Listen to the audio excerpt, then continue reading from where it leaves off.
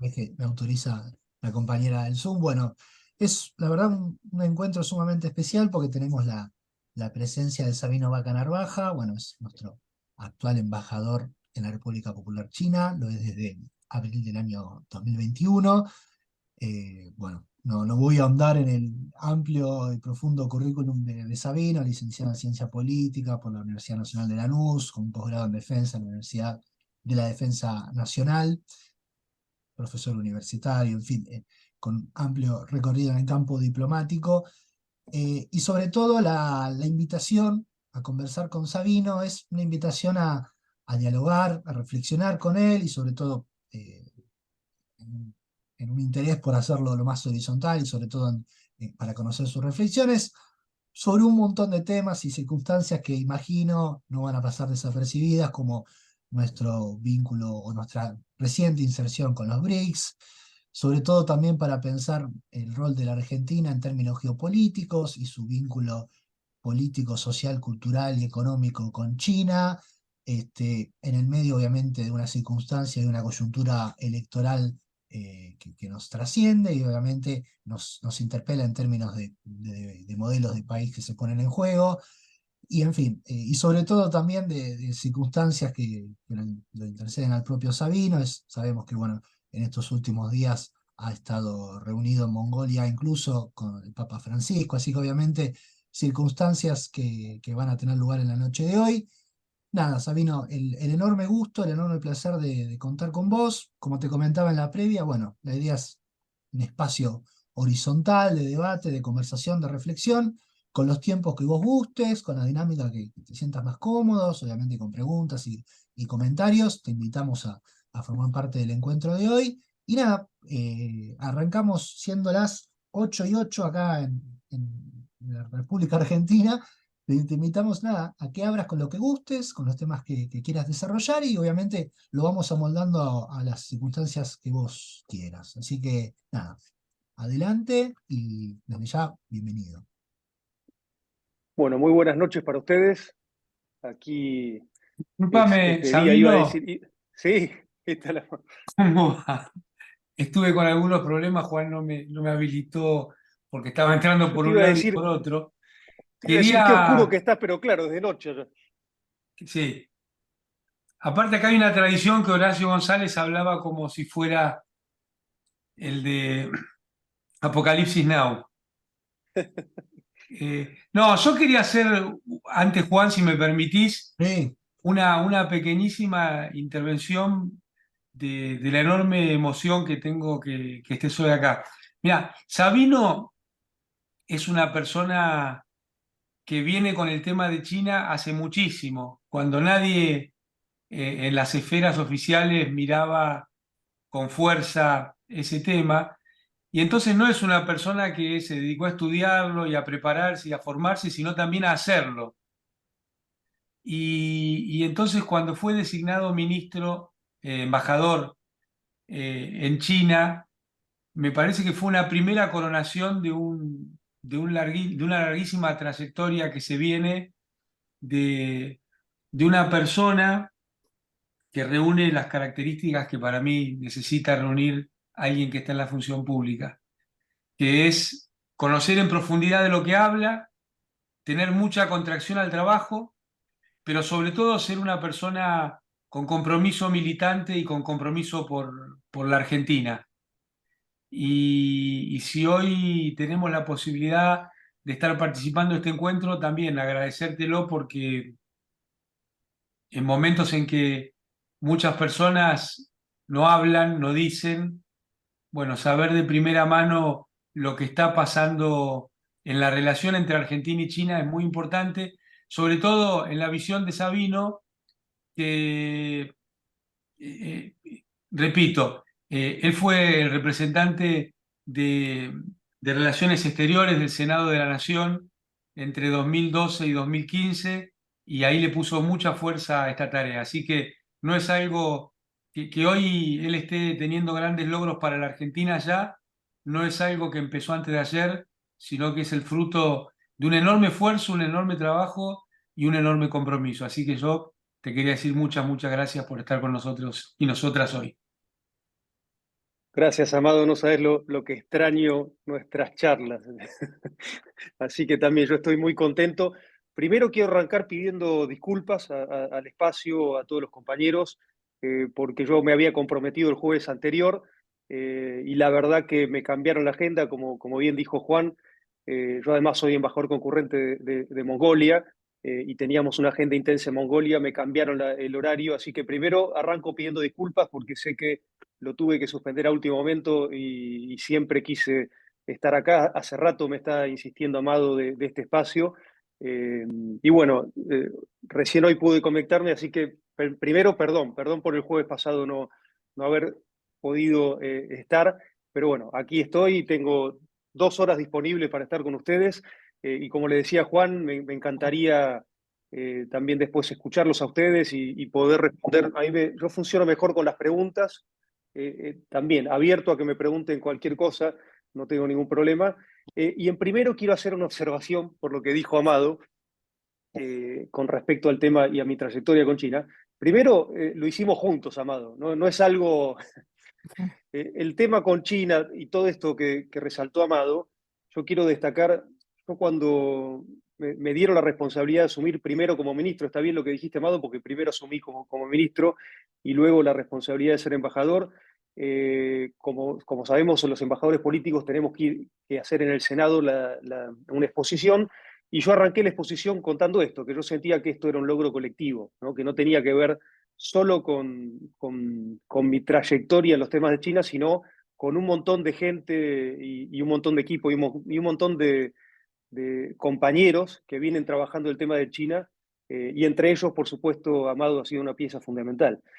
Tal vez muchos conocen a Amado por el hecho, uno de los hechos más fuertes que tiene que ver con la recuperación de lo que era en ese momento la FJP, pero se conoce poco de toda su trayectoria a nivel internacional. Entonces, primero, yo quiero hacer un reconocimiento a todo al colectivo de compañeros que viene trabajando los temas internacionales y que tal vez están invisibilizados, pero cuando uno consigue cosas estratégicas y de coyuntura, como lo que recién hablaba Juan, que me parece que va a ser un tema central de esta charla, que tiene que verlo con la incorporación de Argentina a los BRICS, no es solo de un gobierno, es un equipo de trabajo y un colectivo que viene trabajando hace mucho sobre el tema, y eso quiero destacarlo. Acá hay un esquema colectivo que se cristaliza a veces con algún funcionario, como el caso mío, que por supuesto yo pongo todo el esfuerzo, pero tiene que ver con un montón de trabajo anterior, y en el caso de los BRICS, créanme, Amado lo sabe muy bien, se viene trabajando desde el gobierno, diría, en el último tramo del gobierno de Néstor y por supuesto el gobierno de Cristina. Y ahí también quiero hacer una reivindicación a un canciller como Héctor Timerman. La verdad que creo que se merece ese reconocimiento. Es el primer reconocimiento que quiero hacer aquí, porque la verdad que él, bueno, Amado, vos también fuiste protagonista en muchos de los viajes, en muchas de las conversaciones, y Héctor ha tenido un rol muy importante, así que mi primer homenaje aquí es a todo el trabajo que ha hecho Héctor para que Argentina esté hoy en este lugar importante de la historia como es el haberse incorporado a los BRICS. Ese es el primer punto. Y después me gustaría hacer una pequeña reseña de todo ese trabajo que se conoce poco de Amado, vinculado al tema internacional. Él dijo que yo estuve a cargo de la dirección de internacionales del Senado, pero quiero también destacar que esa dirección no existía en el Senado. La creó Amado cuando estaba presidiendo el Senado y era vicepresidente, y en un hecho institucional para mí de mucha relevancia, y se creó de forma conjunta también con Julián Domínguez. Entonces se le dio un carácter más estratégico, jerarquizando el área de internacionales en Senado, y ahí nosotros acuñamos un concepto bueno, que se venía trabajando, que era la diplomacia parlamentaria. Y no solo se quedó en crear una estructura que fue muy positiva porque empezó a coordinar todas las áreas parlamentarias vinculadas al tema internacional, sino que se crearon instituciones también muy interesantes como un observatorio parlamentario que estaba dirigido por Pedro Brieger y un equipo de jóvenes vinculados a muchas universidades. Bueno, todas estas cosas se desarrollaron bajo la gestión de Amado en el Senado, en coordinación, por supuesto, con Julián, pero el Senado tuvo, ustedes saben que por nuestra Constitución el Senado tiene un rol importante en las relaciones internacionales, y además Amado producto también de su dinámica, participó de muchísimos viajes institucionales representando a Argentina, muchas asunciones presidenciales. Bueno, la verdad que yo en ese proceso que trabajé con Amado y que la verdad que es parte de la construcción de lo que después termina, como decía Amado, no es que yo estoy acá en China, yo estoy en China por ese proceso también político, y el Senado fue fundamental y la conducción de Amado en ese sentido también fue fundamental. Y como le decía yo, Amado, yo a veces tenía que pincharme como ahora, ¿no? Acá en China, para ver si era realidad, pero nos encontrábamos, no sé, en el despacho de Correa, en la asunción de él, o con los líderes regionales. Bueno, acuérdense que ese momento era un momento realmente muy interesante, y ya ahí se discutía muy fuerte, por eso quiero hablar de la trayectoria del tema de los BRICS, muy fuerte el tema de que Argentina ingrese a los BRICS, y yo he sido testigo de charlas de Amado con Lula con respecto a eso, bueno, y de un montón de cosas donde bueno, Amado siempre tuvo esto de acertar en el mediano largo plazo, ¿no? Cuando todos lo mirábamos raro, ¿qué está diciendo? Y después tiene esto que acierta. Otro homenaje que quiero hacer esta noche es Amado. Amado, la verdad que yo sabés que te respeto mucho, pero sobre todo creo que nuestro gobierno, nuestro espacio necesita mucho de personas como vos, y la verdad que no es casual lo que ha hecho, no me gusta llamarlo justicia, lo que ha hecho la corporación judicial con muchos de nuestros compañeros, y la verdad que nos hemos perdido a alguien muy valioso en la parte institucional. No te hemos perdido porque has seguido y seguís, y esto es una muestra de eso, pero yo creo que no tenerte en nuestra gestión es una pérdida para nuestro gobierno, la verdad.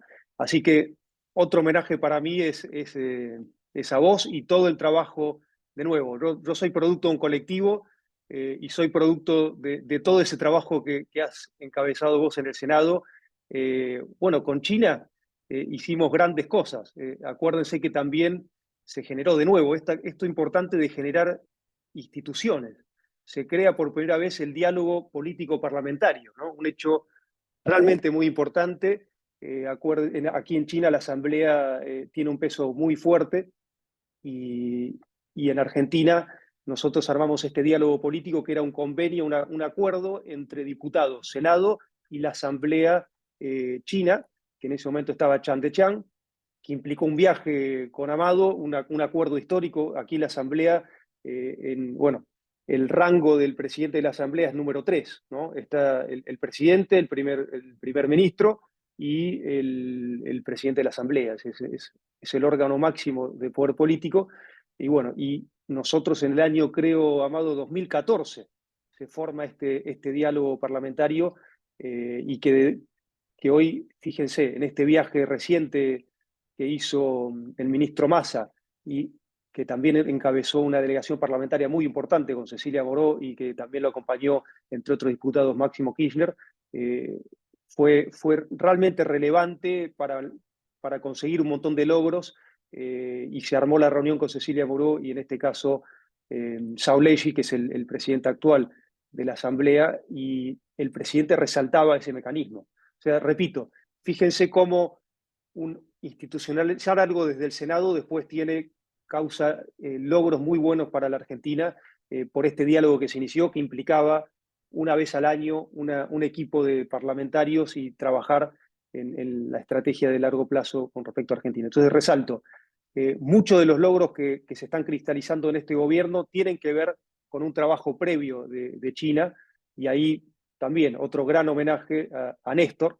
¿No se acuerdan que muchos de los titulares, cuando Néstor hablaba de China, decían, no, los montos? Si uno ve la historia, ¿se acuerdan? Yo me acuerdo un titular de alguno de los medios diciendo el anuncio de 20.000 millones. Bueno, si uno ve la historia y lo que pasó después, las inversiones chinas y toda la inversión en infraestructura superó largamente ese monto.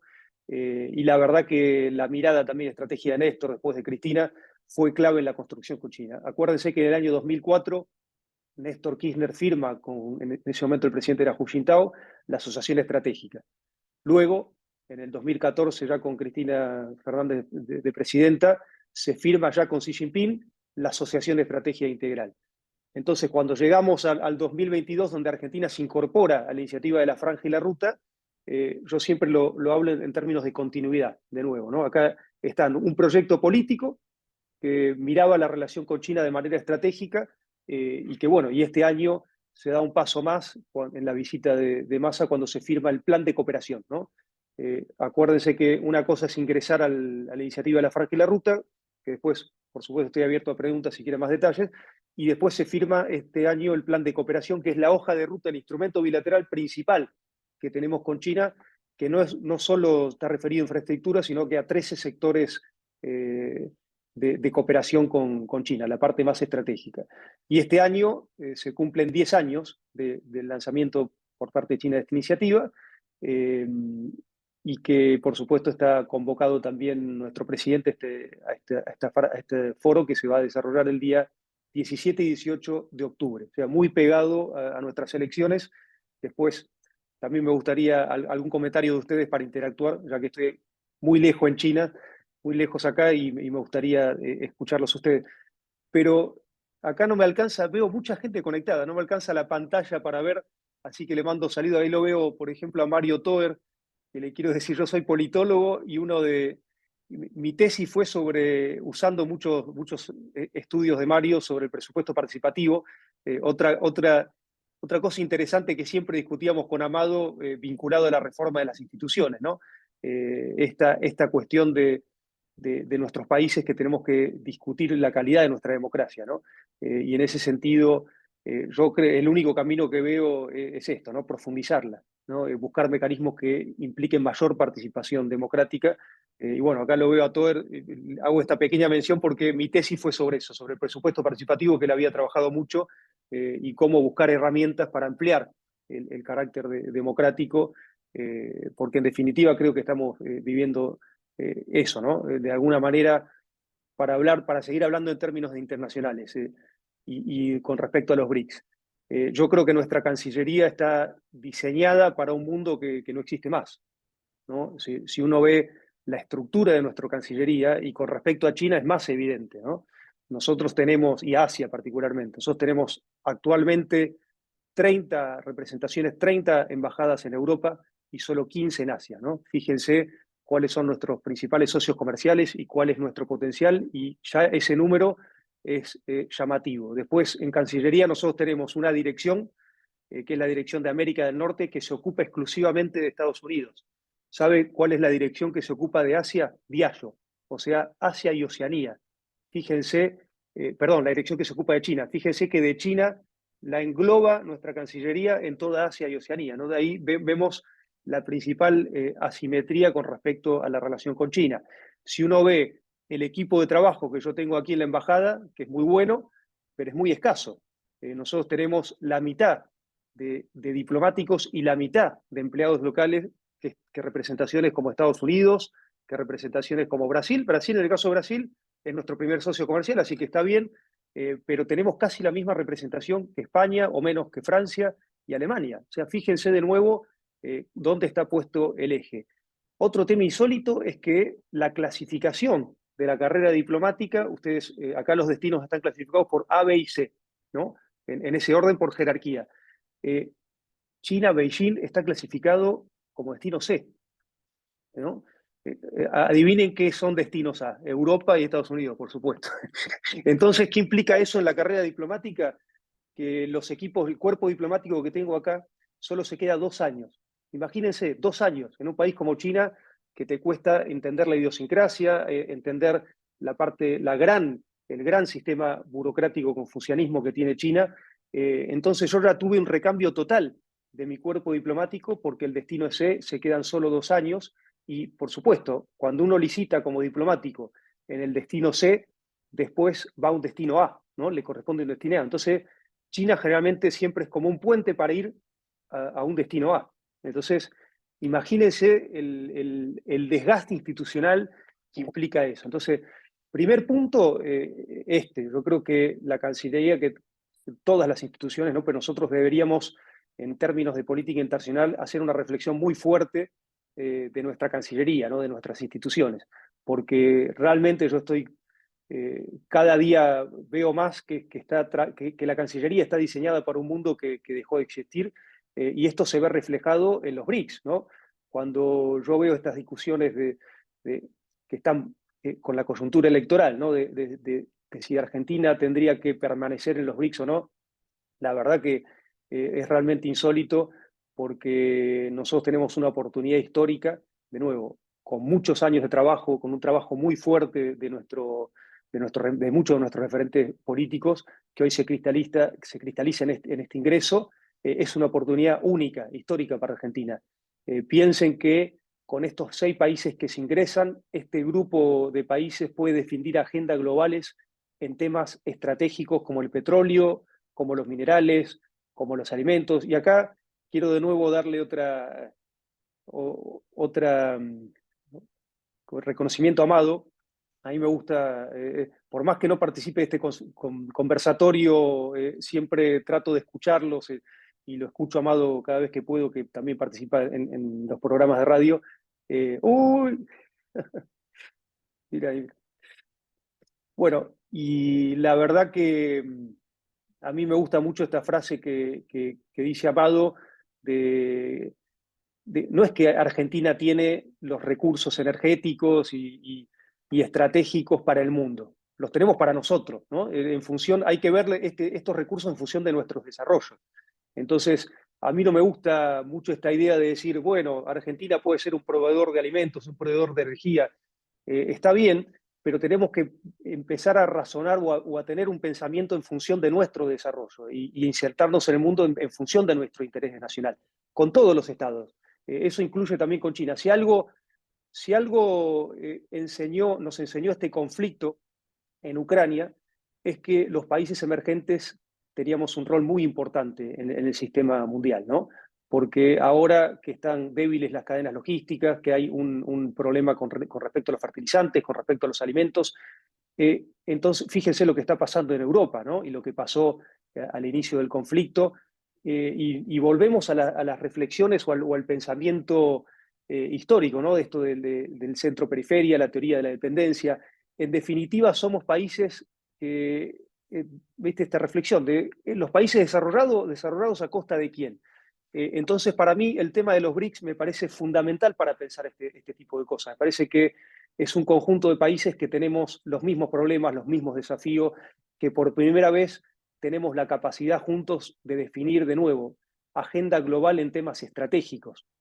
Somos países que estamos en contra de las sanciones y del bloqueo. Fíjense esto que está pasando a nivel mundial, que es paradójico, que es el Estado que proponía libre mercado o globalización o libertades, o se proponía como el mundo libre, hoy hace desacople, bloqueo y sanciones económicas, que es Estados Unidos, y un Estado comunista, ¿no?, propone una agenda globalizadora, ¿no? Estamos en esa paradoja. Después vamos a estudiar más a fondo porque la propuesta de globalización, pero me quiero quedar con este primer punto, en el sentido de que la estrategia ahora de Estados Unidos de desacople tiene que ver con que la globalización no le funciona más, ¿no? Este esquema de romper las reglas porque ya no es bueno para mí, ¿no? Entonces, así que, bueno, en su momento histórico fue con el patrón oro, pero ahora estamos asistiendo a un nuevo cambio de reglas en este sentido, ¿no? Bueno,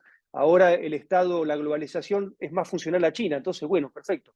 Ahora hago el desacople y la globalización deja de ser algo positivo, básicamente porque no es bueno para un país. Entonces, estos son el tipo de cuestiones que tenemos que discutir, y también cuestiones de fondo, ¿no?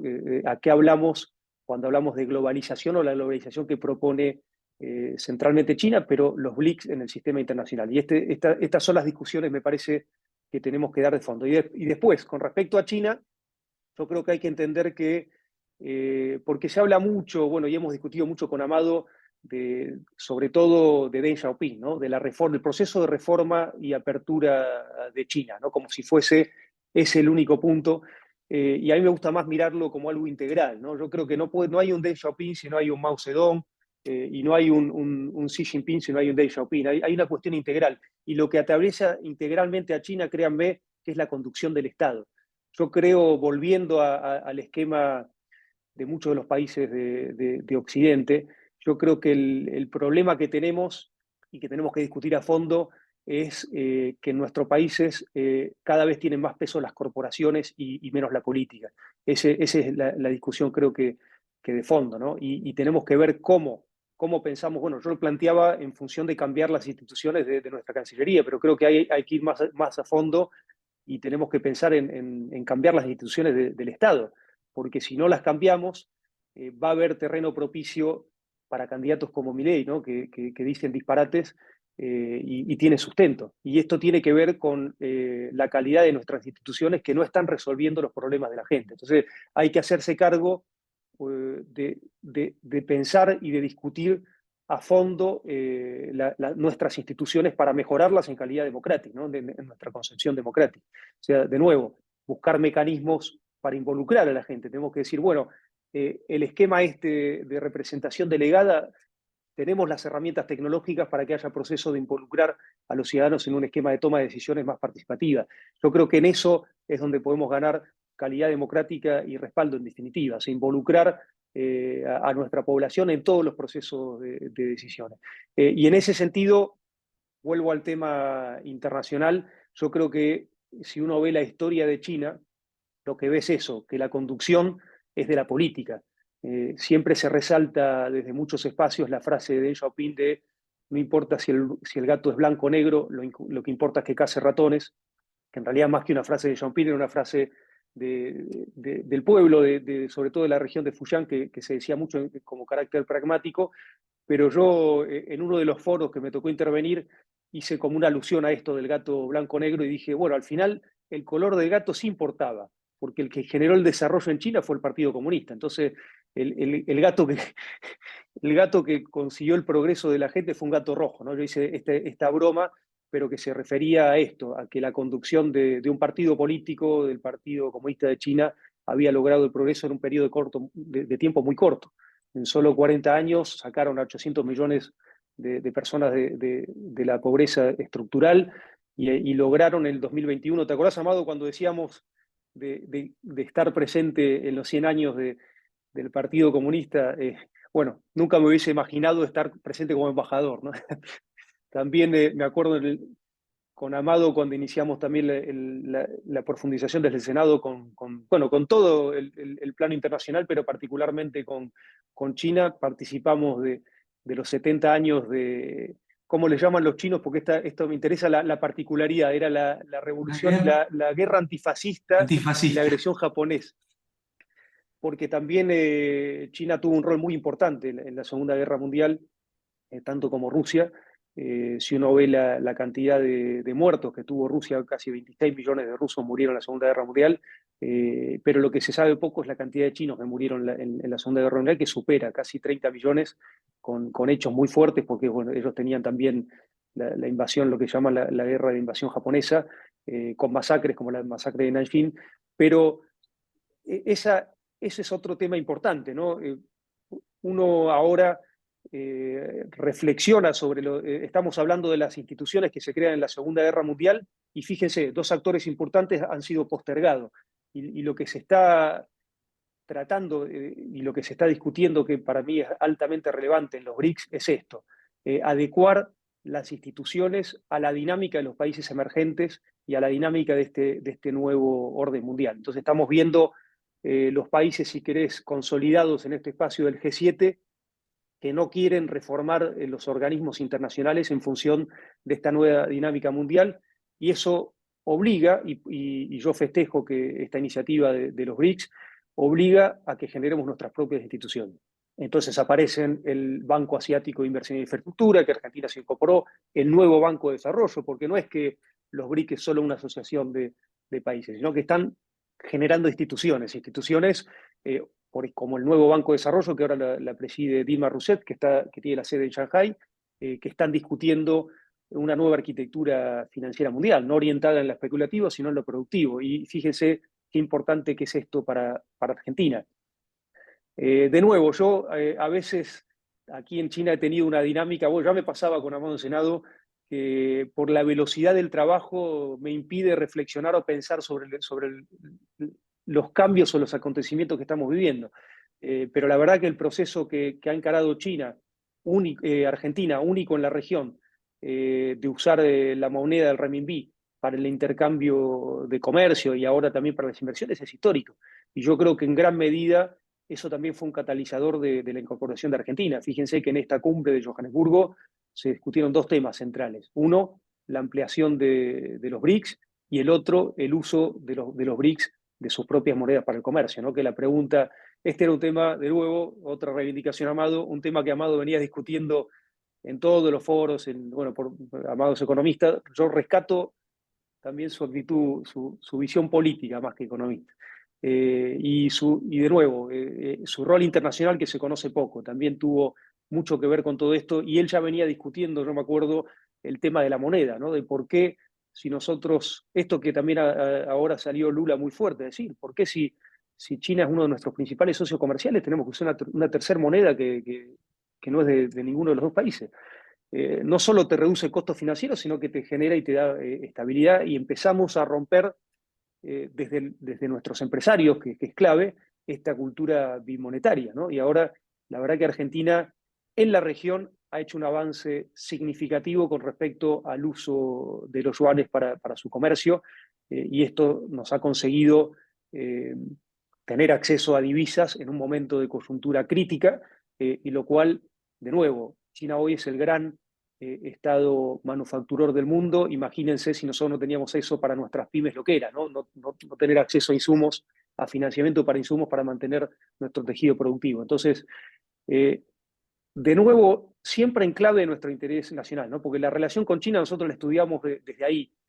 Por supuesto que China, ¿por qué financia infraestructura en el mundo? ¿Por qué propone la Franja y la Ruta? Porque hoy es el estado manufacturero de bienes manufactureros más barato del mundo. Entonces, por supuesto, va a querer invertir en mejorar toda la cadena logística para obtener beneficios, ¿no? Cada estado va a generar. Ahora, lo que tenemos que analizar nosotros es que si esa dinámica de China es funcional para los objetivos de nuestro desarrollo. Entonces, yo creo que sí, porque Argentina necesita mucha infraestructura en un montón de sectores para generar nuestro desarrollo, no solo para ampliar nuestra capacidad exportadora, ¿no? Esta es la clave, no solo, sino fundamentalmente para generar nuestro desarrollo y pensar ampliar nuestra capacidad exportadora en función de nuestro desarrollo.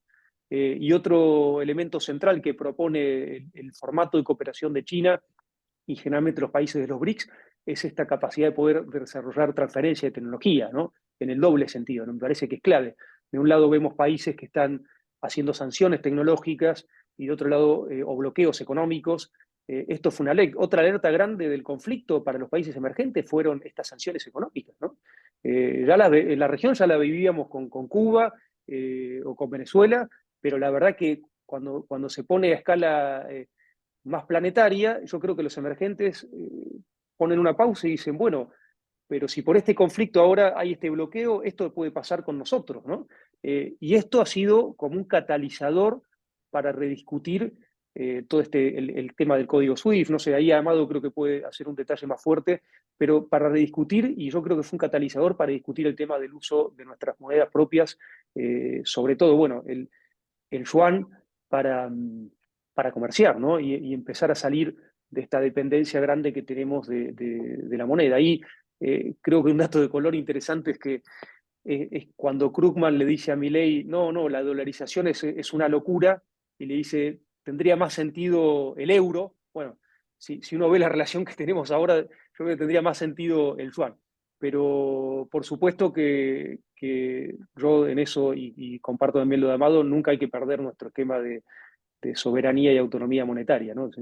Pero en esa clave, yo creo que tiene más sentido que Argentina empiece a democratizar también el uso de su moneda, tener una canasta de monedas, y por supuesto, lo estratégico sería con el Mercosur, avanzar en ese sentido, y por supuesto con Brasil. Y esto lo ha planteado muy bien Lula en el último tramo. Pero con respecto a los BRICS, yo creo que lo que quiero destacar es el apoyo de China. El apoyo de China fue clave, además de todo el trabajo de muchos compañeros, y acá no solo reivindico el trabajo, por supuesto, de Cristina, de Héctor, como dije, Héctor Timerman, de Amado, sino de muchos compañeros que tal vez están invisibles, de las universidades, de la discusión académica, de la cantidad de publicaciones de compañeros como Telma, como Atilio Borón, que vienen discutiendo esto, como Pedro Breger, hace años, ¿no? Y dando esta discusión, este debate en la academia, y después compañeros que han tenido, bueno, han asumido el rol como Amado en el Senado. ¿Te acordás, Amado, cuando hicimos el primer seminario donde yo creo que fue el primer seminario de los BRICS donde hubo una representación institucional al máximo nivel? Tuvieron todos los embajadores de los BRICS. Me gustaría que busquemos después, porque la verdad que es muy interesante y habla de esto que yo digo, que es un trabajo que se viene desarrollando hace tiempo. No sé, podría hablar horas, horas de China, no lo quiero aburrir.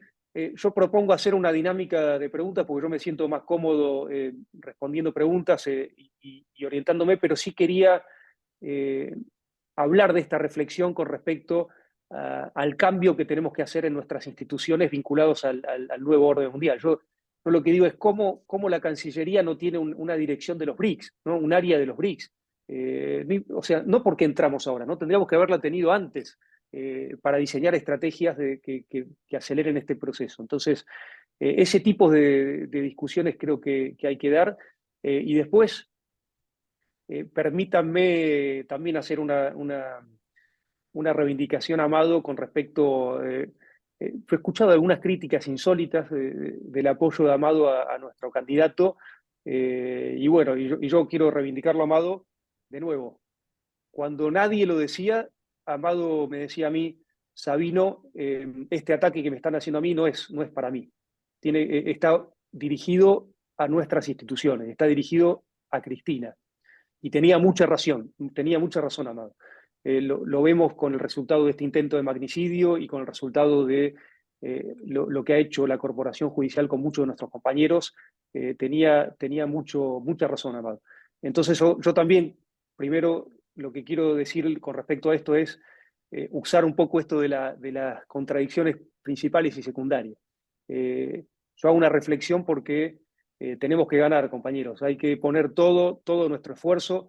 Discutamos todo. Yo siempre propongo la discusión y Amado lo sabe, pero tenemos que tener en claro cuál es la contradicción principal y la secundaria. Y en este momento es importantísimo ganar. Entonces, concentrémonos en la contradicción principal. Y en ese sentido, yo lo reivindico a Amado porque siempre ha tenido esta lucidez y yo estoy convencido de que tenemos que dar todo en este proceso electoral porque se está jugando mucho. Después, por supuesto, eh, las discusiones de los que ya gobernaron son muy hipócritas. Uno ve la dinámica que ha tenido el Fondo Monetario Internacional casi extorsiva, ¿no? Le dio más de 40.000 millones a un gobierno y después, cuando nos tocó gobernar a nosotros y afrontar ese gran problema, en las pasos nos mantuvo con la soga al cuello en un esquema increíble y de nuevo China salió a afrontar, nos dio los recursos para poder pagar ese vencimiento que era determinante en las pasos. Esos son el tipo de discusiones que tenemos que dar. Entonces, cuando desde la oposición se habla de esto de los BRICS o de la relación política con China, bueno, ellos fueron gobierno y no rompieron ninguna relación con China, sino que continuaron con un montón de cuestiones. En el caso de Milei, le podemos dar el crédito de que no gobernó, pero él pone como modelo Estados Unidos, que créanme que tiene una relación con China muy fuerte, esto hay que decirlo, aún con estas tensiones siguen siendo socios comerciales determinantes. Y pone el otro ejemplo, Israel. Israel fue uno de los países que firmó más tempranamente la iniciativa de la Franja y la Ruta y que también tiene una relación con China fuerte. Entonces hay que empezar a deconstruir. Yo siempre digo, qué lástima que no lo tenemos armado polemizando con Milei, ¿no? No quiero subestimar a Milei, pero le duraría muy poco, ¿no? Pero bueno, la verdad que quiero dar lugar a las preguntas porque si no me disperso.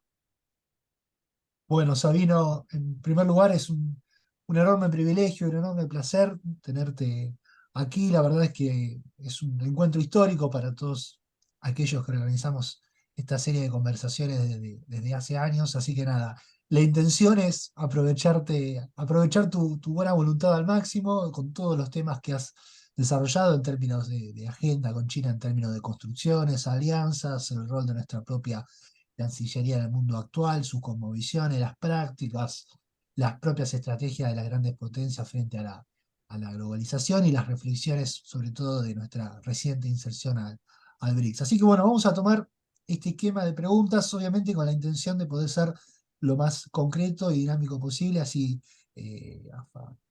aprovechamos al máximo la presencia de Sabino. Y bueno, abro en primer lugar la palabra para Nora Merlin. Nora querida, muy buenas noches. Y te paso, ya, Bueno, por favor. gracias, Juan. Gracias. Bueno, hola Sabino, muchas gracias por tu Hola. exposición. Este, bueno, no, me dejaste pensando en varias cosas, pero te voy a hacer una pregunta.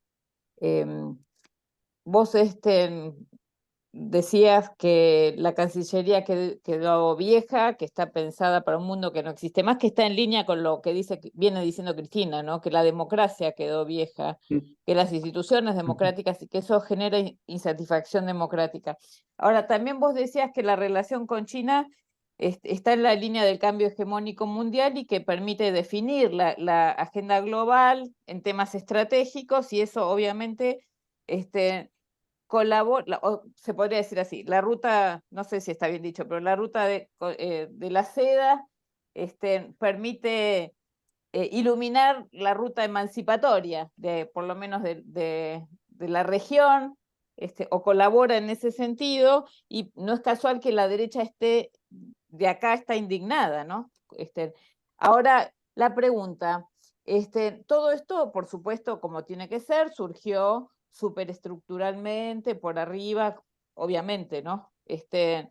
Pero vos, ¿qué propones para la militancia en este sentido? Y otra cosa más, y el tema de las comunicaciones, ¿por qué? Porque todo lo que va al extranjero está condicionado y tamizado por las corporaciones comunicacionales, y ya sabemos, ¿no? Que mienten y que arman toda la ruta del lawfare y todo lo que y el avance del fascismo, bueno, que están metidos en las comunicaciones corporativas. Cuando fue en todo el lawfare de Cristina y estaba por salir digamos, antes de la bueno, no me acuerdo si fue antes de la proscripción o qué, pero tuvimos que armar una comisión que surgió de este Zoom, con miembros de este Zoom, para, vos te vas a reír porque estás en el super primer mundo, pero tuvimos que hacer una comisión artesanal para mandar las noticias verdaderas al extranjero, porque ellos se instruyen afuera con El País, con Clarín, bueno, con la prensa hegemónica, con bueno, las de Estados Unidos, etc. Entonces, fíjate, ¿no? A qué nivel tuvimos que armar una comisión artesanal de mandar las noticias verdaderas para apoyar. Bueno, entonces, para no irme por las ramas, ¿qué propones para la militancia? ¿Cómo articulamos nosotros también? Desde abajo sería, ¿no? Y el tema de las comunicaciones, ¿cómo nos pueden ayudar también para que nosotros tenemos tremendos temas acá de avance del fascismo, ¿no? Tenemos toda la línea del lawfare, la persecución, y bueno, y todo eso seguro que no se sabe en China, no va a llegar a China, obviamente que no. Entonces, bueno, todo eso te pregunto. Bueno, mira, primer punto, la militancia es fundamental. La militancia es todo. Nosotros no podemos dejar de pensar los que tenemos roles institucionales de coyuntura en alimentarnos y seguir trabajando fuertemente y sobre todo en el plano internacional. Créanme que las decisiones internacionales son fundamentales para nuestro interés nacional. Las que no se toman, las que se toman, son fundamentales. Cada día son más estratégicas, más relevantes. Entonces, primer punto, yo repito, no quiero hacer acá un esquema resaltando la figura de Amado, pero yo tengo que ser coherente. toda la discusión que dimos nosotros del Senado, el trabajo con las universidades, no nosotros, porque la verdad que es mucho más grande que nosotros, como digo, los intelectuales, los seminarios, los libros, las publicaciones. Nosotros hemos logrado publicar desde la Universidad de Lanús como 6 libros vinculados a China, sumando académicos. Eso es fundamental. La discusión en las universidades, en los barrios sobre el tema internacional, tenemos que jerarquizar en la militancia los temas internacionales, porque vos tenés razón, hay un desconocimiento muy grande, tanto en China de Argentina, y créeme que de Argentina en China, y voy a ser más duro, en nuestra dirección, en nuestros líderes, el desconocimiento, no porque yo me crea, porque la verdad que yo llegué a China y me di cuenta que no sabía nada de China, porque es tan grande China. Iba a una provincia y me partía la cabeza, porque las escalas de acá de las provincias chinas son, no sé, yo estuve en estos últimos 3 días, estuve en Mongolia, después en Chongqing, que es una ciudad que tiene 32 millones de habitantes y casi un PIB de Argentina, una ciudad. Entonces, imagínense lo poco que yo sabía. Entonces, hay que hacer un trabajo militante permanente de estudio. Fíjense esto, nosotros estamos, cuando viene, nos asustamos por esto que está pasando en Argentina, pero la verdad, nosotros estamos hace más de 30 años discutiendo como Mercosur un acuerdo con la Comunidad Europea que no va a suceder, pero no va a suceder no por Argentina, no va a suceder porque Francia protege a su sector agrícola. Entonces, eso también es degradar nuestras instituciones. Entonces, cuando Milei propone destruir o desactivar el Mercosur, tiene que ver con que nosotros tenemos que hacer un trabajo serio con respecto a eso. Porque si nosotros, nuestras instituciones, no están enfocadas en el progreso y no las comunicamos bien para nuestra población, después va a ser...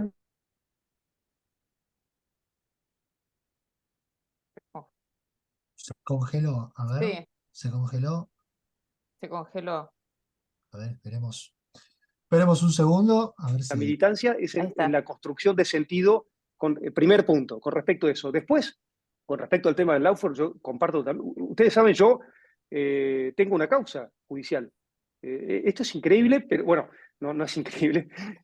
A mí me hicieron una causa, fíjense esto, porque también es otra cosa que hay que decirlo.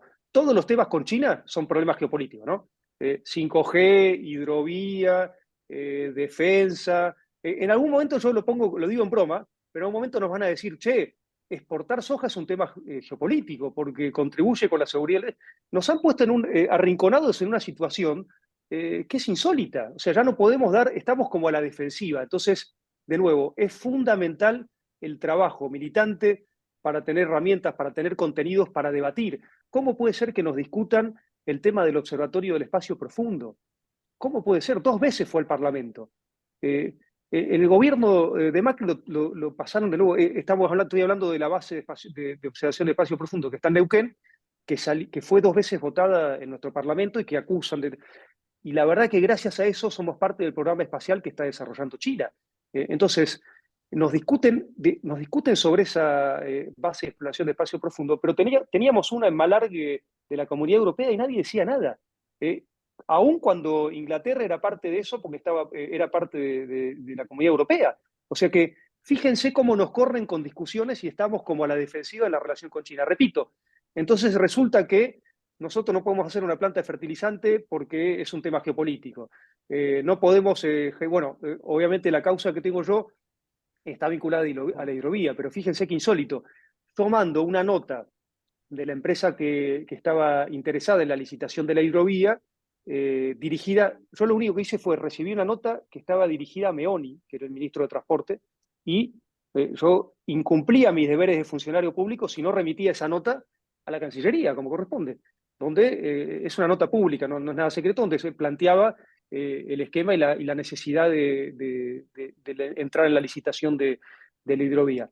Entonces, claro, ¿qué pasa? Eso va por cable a la Cancillería, alguien filtra eso algunas personas, y bueno, y Zubik me hace una denuncia que va a la justicia, que luego cae en Ercoilín y en Barijuán, bueno, y ahí aparece una primera...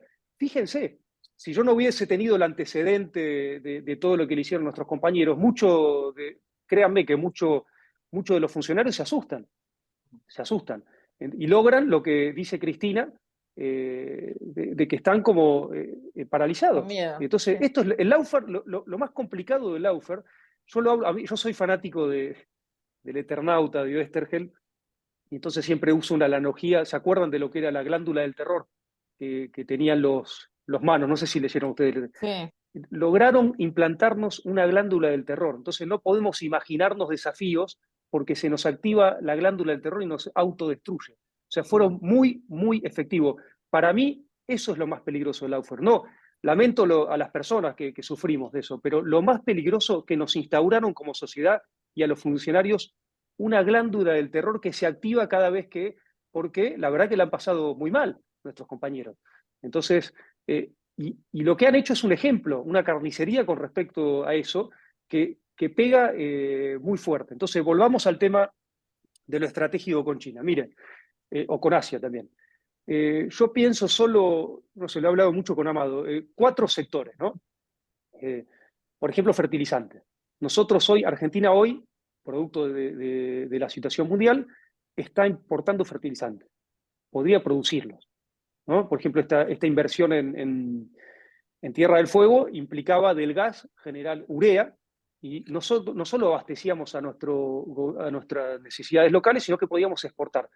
Entonces ahí tenemos una situación donde, además de dejar de importar, podemos pasar a ser exportadores de fertilizantes. Tenemos el tema minero, ¿no? Yo siempre pongo el ejemplo de nuestro país vecino, para interpelar un poco, ¿no?, a los argentinos, de Chile, que exporta 40.000 millones, casi 40.000 millones de dólares solo en minerales. Argentina 3.000. Entonces está bien, discutamos la productividad de esa cuestión de mineral, perfecto, pero 40.000 contra 3.000. Entonces hay que empezar a ver estas cuestiones. Después tenemos, bueno, la discusión que dimos en su momento con respecto a la producción porcina. Bueno, está bien, nosotros tenemos un consumo interno histórico en Argentina, vinculado a nuestra carne bovina. Bueno, pero podíamos desarrollar el cerdo. El 70% de la población de China come cerdo. Ahí teníamos un vector de desarrollo muy importante. ¿En qué situación estamos? Argentina importa cerdo, ¿no? O sea, y fíjense esta discusión que nos dieron con respecto al tema medioambiental. Los principales proveedores de cerdo a China son España, Dinamarca y Alemania. Alemania tiene una proporción de cerdos por kilómetro cuadrado de 76 cerdos por kilómetro cuadrado. Argentina tiene 4. Imagínense si no podíamos, o sea, el cerdo tiene un ciclo reproductivo más corto, o sea, podríamos estar exportando en una dinámica y que implicaría ingreso de divisa. No se puede estoquear, una vez que faenás tenés que exportarlo, o sea, no tenés un silo bolsa que después te pueden operar en el sistema para generarte devaluación en función de poder estoquear ese producto primario. Entonces, el cerdo es un conversor de valor agregado, porque estás, en vez de vender granos, o sea, alimentos para cerdos, estás vendiendo carne. Entonces, fíjense, estamos hablando de discusiones muy básicas, energía, ¿no? Fíjense, si nosotros logramos hacer un gasoducto en 9 meses, imagínense si no podíamos haber hecho antes más gasoductos y poder haber planteado, por ejemplo, con toda Asia, que está en un proceso de reconversión energética, un esquema de venta de largo plazo, vinculado también a nuestros sistemas, cuando nosotros tenemos sobreproducción de GNL, a China a 40 años, como hace con otros países, usando nuestras monedas, lo que te generaría una estabilidad fenomenal. Argentina hoy está en una situación que, escuchen esto, importa celulosa y exporta madera. Entonces, fíjense el tipo de discusiones, y estoy hablando, o sea, de nuevo, podría hablar de un montón de cada uno de los rubros. Entonces, ¿qué quiero decir con esto? Que tenemos que mirar la cuestión estratégica. Argentina hoy, si nos enfocamos, podría tener un problema serio de ingreso de divisas. Serio, y con cosas rápidas. Después, por supuesto, si hablamos en términos de desarrollo científico, saltamos otra escala y tenemos un montón de rubros, economía del conocimiento. Eso, por supuesto. Estoy hablando de cosas muy básicas que no deberían tener mayores discusiones. Y además, Argentina, tenemos estas grandes reservas de litio. Argentina tiene capacidad en su industria automotriz, capacidad para hacer una reconversión de la industria automotriz a la electromovilidad, capacidad para. Está bien, tal vez no podemos hacer la integralidad de las baterías, pero celdas de litio, o sea, podemos llevar a un proceso de industrialización y ser un factor clave en la región, vinculado al mineral estratégico de litio. Tenemos un montón de cobre también, que es fundamental. Los autos eléctricos usan de 6 a 7 veces más cables de cobre que los autos de combustión. Entonces tenemos que empezar a pensar y a diseñar políticas saliendo de esta lógica extractiva, pero diciendo, bueno, tenemos estos recursos, ¿cómo hacemos para insertarnos en las cadenas globales de valor en función de estas capacidades que tiene Argentina? Y de nuevo, ahí la discusión en la militancia en estos espacios es clave, es donde tenemos que darle, porque son los argumentos y polemizar esto, porque yo tiro algunas cosas, pero hay miles, pero creo que es clave, o sea, creo que es clave dar esta discusión, creo que es clave sacarnos la glándula del terror, es clave, y esto solo lo podemos hacer con respaldo militante. Yo no podría hacer las cosas que hago si no tuviese el ejemplo de Amado. La verdad tenemos una persona que ha sufrido la mayor de las persecuciones y yo siempre digo, mira, yo me quejo, yo me la pasé mal, la verdad, porque, qué sé yo, uno dice, bueno, y yo me acordaba, porque, qué sé yo, si uno está trabajando, te hacen una causa judicial, siempre la pasas mal, aunque sea menor, aunque no tenga, la verdad que la pasas mal. Y yo me acordaba de Amado y para mí era un ejemplo de eso. Entonces yo digo, yo que me voy a amargar con todo lo que le hicieron a Amado, y la verdad que no tengo el derecho. Entonces, eso es lo que yo creo que hay que resaltar entre los militantes, y ese es el espíritu que tenemos que conseguir. La militancia es fundamental para acompañarnos, porque nosotros no somos satélites, somos productos de un cuerpo, una militancia, y también, compañeros, hay que empezar, los partidos políticos, los ámbitos, tenemos que empezar a discutir doctrina. No puede ser que, está bien, de nuevo, contradicción principal y secundaria, pero ¿hace cuántos años que no se discute sentido desde nuestros espacios? Doctrinas, proyectos, tenemos que discutirlo. Se terminó esto de esperar, o sea, está bien. Ahora, contradicción principal, secundaria, ganemos las elecciones, pero tenemos que dar esta discusión fuertemente.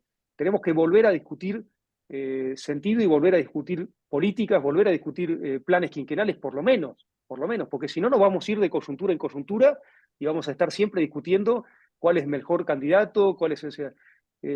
Tenemos que romper con eso. Perdón, me extiendo porque soy Sí, no, apasionado. gracias. Gracias, Nora. Amado. No, me gustaría que todos puedan hacer preguntas. Yo anoté algunas cosas. Cuando Sabino marcaba lo de que algún día van a decir que la soja es parte de la seguridad global, esto ya lo intentaron en 2011, en el G20 de Francia. Así que está muy bien resaltar estas cosas, porque pretendían controlar los productos nuestros. A mí me interesaba mucho preguntarte desde allá, tocaste un tema que creo que es central, que no está lejos del problema del precio de la comida en Argentina. Es el nuevo orden global. Porque, viste, tratan de decirnos, no hablen de eso porque hay que hablar. Y para mí, el precio de la comida en Argentina tiene que ver con la relación con China, tiene que ver con el endeudamiento, tiene que ver con las inversiones que China hace en la economía real y que Estados Unidos hace en la economía financiera. ¿Qué pasos ves, más allá de los que ya conocemos, la incorporación de Argentina, pero desde allá, el Banco de los BRIC, la Ruta de la Seda, ¿qué pasos ves que eso está poniendo en tensión al orden que surgió de la posguerra en Bretton Woods? Buena pregunta. Yo creo que uno lo puede ver en esta convocatoria del G20, ¿no? Donde están ausentes países, o sea, no participa Xi Jinping de esta cumbre del G20, ¿no? ¿No va a ir? Tampoco, ya está confirmado, no va. Entonces, yo creo que es determinante. De nuevo, estamos viviendo un momento muy interesante, que es que creo que muchos países emergentes se han dado cuenta de que los países que controlan hoy el sistema internacional no quieren cambiarlo, y estamos en una discusión eterna. Bueno, vos participaste, Amado, 20.000 foros y cuestiones discursivas, y de repente ven, che, pero está perfecto. Y entonces, como medida de autoprotección, generan sus propias instituciones. El nuevo banco, acá también me faltó otra respuesta que hizo Nora, que es, depende de nosotros. No depende ni de China, ni de Estados Unidos, ni de Europa, depende absolutamente de nosotros. O sea, lo que tenemos que hacer eje es en el interés nacional, de nuevo, y pensar nuestras relaciones en función de nuestros vectores de desarrollo. Esa es la clave. Y cada vez más depende de nosotros. Y lo mismo con respecto a este plan de la franja y la ruta, es eso, decir, bueno, acá tenemos acceso a inversión barata que no hay en ningún lugar del mundo, nadie te lo ofrece. Entonces, bueno, pensemos esa inversión en función de clave de nuestro desarrollo. Lo bueno que tiene Chile es que no te condiciona, vos podés ponerle un proyecto y en función de eso desarrollarlo. No es que te dice, bueno, dame un proyecto para que yo tenga mejores condiciones en tal cuestión. Ese es el diseño institucional, porque China piensa, bueno, si nosotros generamos mejores ferrocarriles, mejores cañerías, mejor infraestructura digital, nosotros solo somos los que más tenemos capacidad. Nosotros tenemos que pensarlo al revés, ¿eh? Esa construcción inversa, decir, bueno, dado esta posibilidad, esta coyuntura, ¿qué es lo que más nos sirve? ¿Qué vectores quiere desarrollar Argentina en función de esta disposición actual de este acceso al crédito a inversiones? Esa es la clave. Pero con respecto a Amado, yo creo que estamos asistiendo cada vez más a un cambio muy fuerte. Miren, pasaron tantas cosas en esta coyuntura que, de nuevo, es difícil pararse a reflexionar, pero un primer catalizador para mí fue la pandemia, ¿no? Fue como que aceleró mucho los procesos. De repente nosotros sufrimos como Argentina que había algunos países que tenían acceso al sistema de vacunas, muchos otros no. Y ahí los BRICS funcionaron muy bien. El Banco de Desarrollo dio créditos muy grandes a países emergentes que no tenían acceso a vacunas. Fíjense si no era importante. Generó un centro de innovación de vacunas. La verdad, a mí me da vergüenza en nuestra región que el primer país latinoamericano que produjo una vacuna estaba con un bloqueo. O sea, es otra de las cosas que fue Cuba, o sea, que hay que discutir. O sea, porque moralmente es insostenible, ¿no?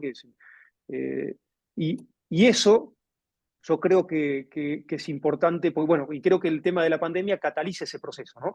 Muchos países, bueno, tomaron conciencia, bueno, pero al final hay un esquema donde se están salvando a unos pocos y los demás quedamos a la vera de la disposición o la solidaridad de algunos países, y ahí yo creo que China por primera vez tuvo como una responsabilidad global muy, muy interesante, ¿no? Y empezó a dar acceso a vacunas a países que no teníamos. Bueno, en el caso de Argentina fueron clave la adquisición de vacunas a Rusia y a China. En el caso de China fue una de las primeras vacunas en números, casi 31, 32 millones de dosis, y fue determinante para nuestro plan de vacunación. Entonces, a veces uno se olvida de eso.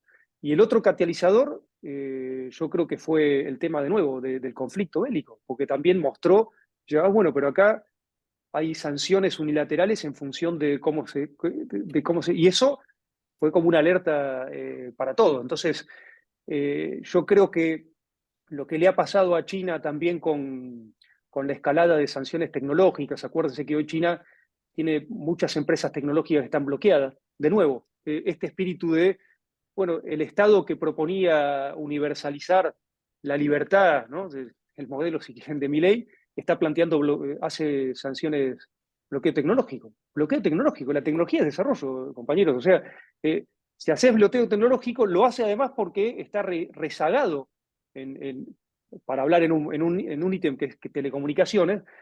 Al estar rezagado, dice, bueno, la única manera que yo tengo es hacer una acción política, o sea, demonizar la tecnología. Entonces, de nuevo, nosotros tenemos que pensar las cosas en función de nuestro interés nacional. La tecnología no es buena ni mala, depende de cómo la usás y en función de qué es la usás. Entonces, el 5G lo que te genera es una revolución en la velocidad de itinerancia y transmisión de los datos, que muchos hablan de la cuarta revolución industrial, que se aplica a la industria. Bueno, yo lo veo acá en China a la minería, al sistema de desarrollo de puertos, pero después a lo que es la computación en la nube. Tiene miles de aplicaciones y la cuestión es si lo tenés accesible o no, o si podés tener acceso o no a eso. Entonces, de nuevo, esto que se está viviendo con respecto a los semiconductores, ¿no? Esta decisión de China de repente, bueno, como reacción de decir, listo, entonces yo también voy a restringir el galio, componentes minerales esenciales para el tema de los semiconductores. Y ahí es donde empieza el juego más fuerte, y yo creo que China y muchos países emergentes de repente ven el cambio de las reglas de juego y dicen, bueno, listo, si nosotros no armamos nuestras propias instituciones, vamos a un camino muy complejo. Entonces, a tu pregunta, Amado, sí, yo creo que lo que estamos viviendo es eso, lo que deberíamos pensar nosotros como militantes en nuestros espacios es eso. ¿Cuáles son los ámbitos que están más en función con nuestra estrategia de desarrollo, ¿no? De nuevo, tenemos discutida cuál es nuestra estrategia de desarrollo, cuáles son nuestros vectores. Es todo como parte de una dinámica que tenemos que resolver de nuevo nosotros. O sea, no nos va a salvar China, no nos va a salvar, nos va a salvar si nosotros nos ponemos a pensar en nuestro desarrollo en función de nuestros intereses. Bien. Sigo en el orden de las preguntas con Silvia Rosquez. Silvia querida, muy buenas noches. Gracias, Juan, muchas gracias. Bueno, Sabino, la verdad que un lujo tenerte acá en La Corriente, escucharte, y nos vas mostrando un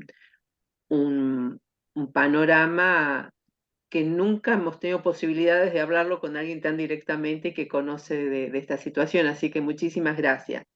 Y obviamente que se generan nuevas preguntas frente a lo que vos contás y a este intercambio que se está haciendo, y también en función de lo que estamos viviendo hoy como país, donde nos estamos enfrentando con proyectos de país distintos, o por lo menos es lo que pensamos, y donde la importancia que tiene el ingreso de Argentina a las BRICS, acá realmente la prensa no nos ayuda como debería ayudarse, y tampoco, y esto sí te pido si lo podés explicar, nosotros tenemos mucho intercambio comercial con China, pero las propias corporaciones, que eso el ministro Massa también lo está planteando, las propias corporaciones no defienden, o por lo menos no vemos que la defiendan como corresponde.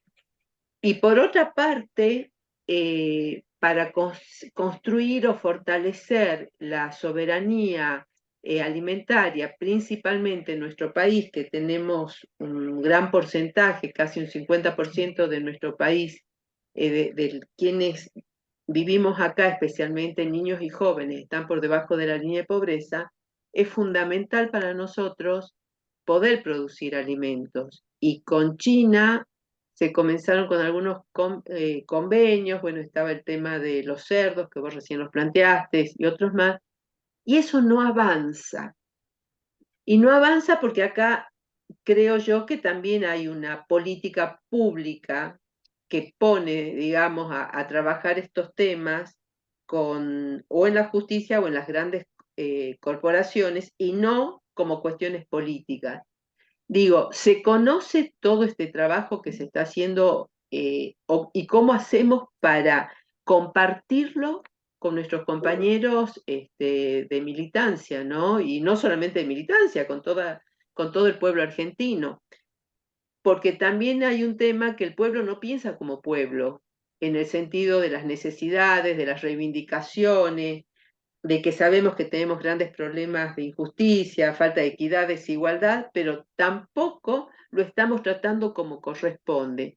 Y vos tenés una mirada desde este posicionamiento que tenés, y por la tarea que estás llevando, que nos deja, no sé, con ganas de seguir escuchándote en todos estos planteos que estás haciendo, ¿no? Porque ¿cómo planteamos esta cosa tan disruptiva que hay? Hay hambre, necesitamos más trabajo, seguridad alimentaria, tecnológica, obviamente, pero tenemos permanentemente los sectores de la derecha, o los que no quieren al Estado, que quieren al Estado solamente para hacer grandes negocios ellos.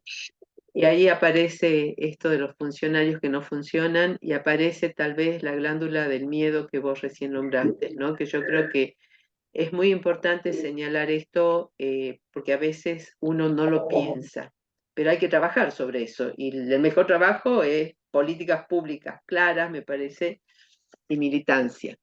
Bueno, puse algo de opinión mía y algo de pregunta. No, Silvia, pero es muy importante. Yo, de nuevo, para mí es fundamental la militancia. La discusión la tenemos que dar en todos los ámbitos. Es fundamental el rol de las universidades.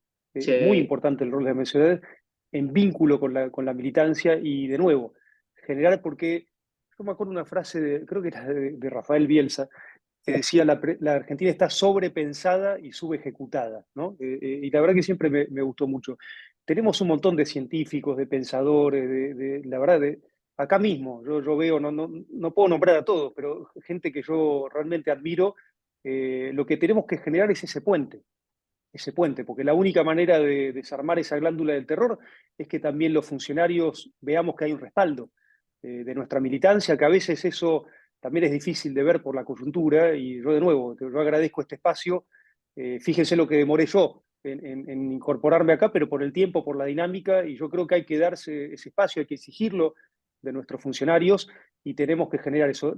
Pero de nuevo, la salida está en nosotros, o sea, no hay que poner el eje afuera. Es muy importante ampliar nuestro conocimiento de los países de Asia, de la región de China, porque vuelvo al tema de comunicación. El desconocimiento lo que te genera es desconfianza, entonces te pueden desarticular estrategias muy, muy rápidamente. Por ejemplo, nosotros tenemos una postura no solo de este gobierno, sino estructural, que siempre para hablar con China hablamos del déficit, ¿no? No porque tenemos muy buena relación comercial, pero un déficit, entonces se pone como algo de negativo. Yo lo que les quiero decir es que el déficit es producto nuestro. Los chinos, cuando nosotros vamos y le decimos, no, acá tienen que resolver el déficit, y los chinos te dicen, bueno, véndanme más, si ustedes me están restringiendo. Claro. Entonces, es medio insólito.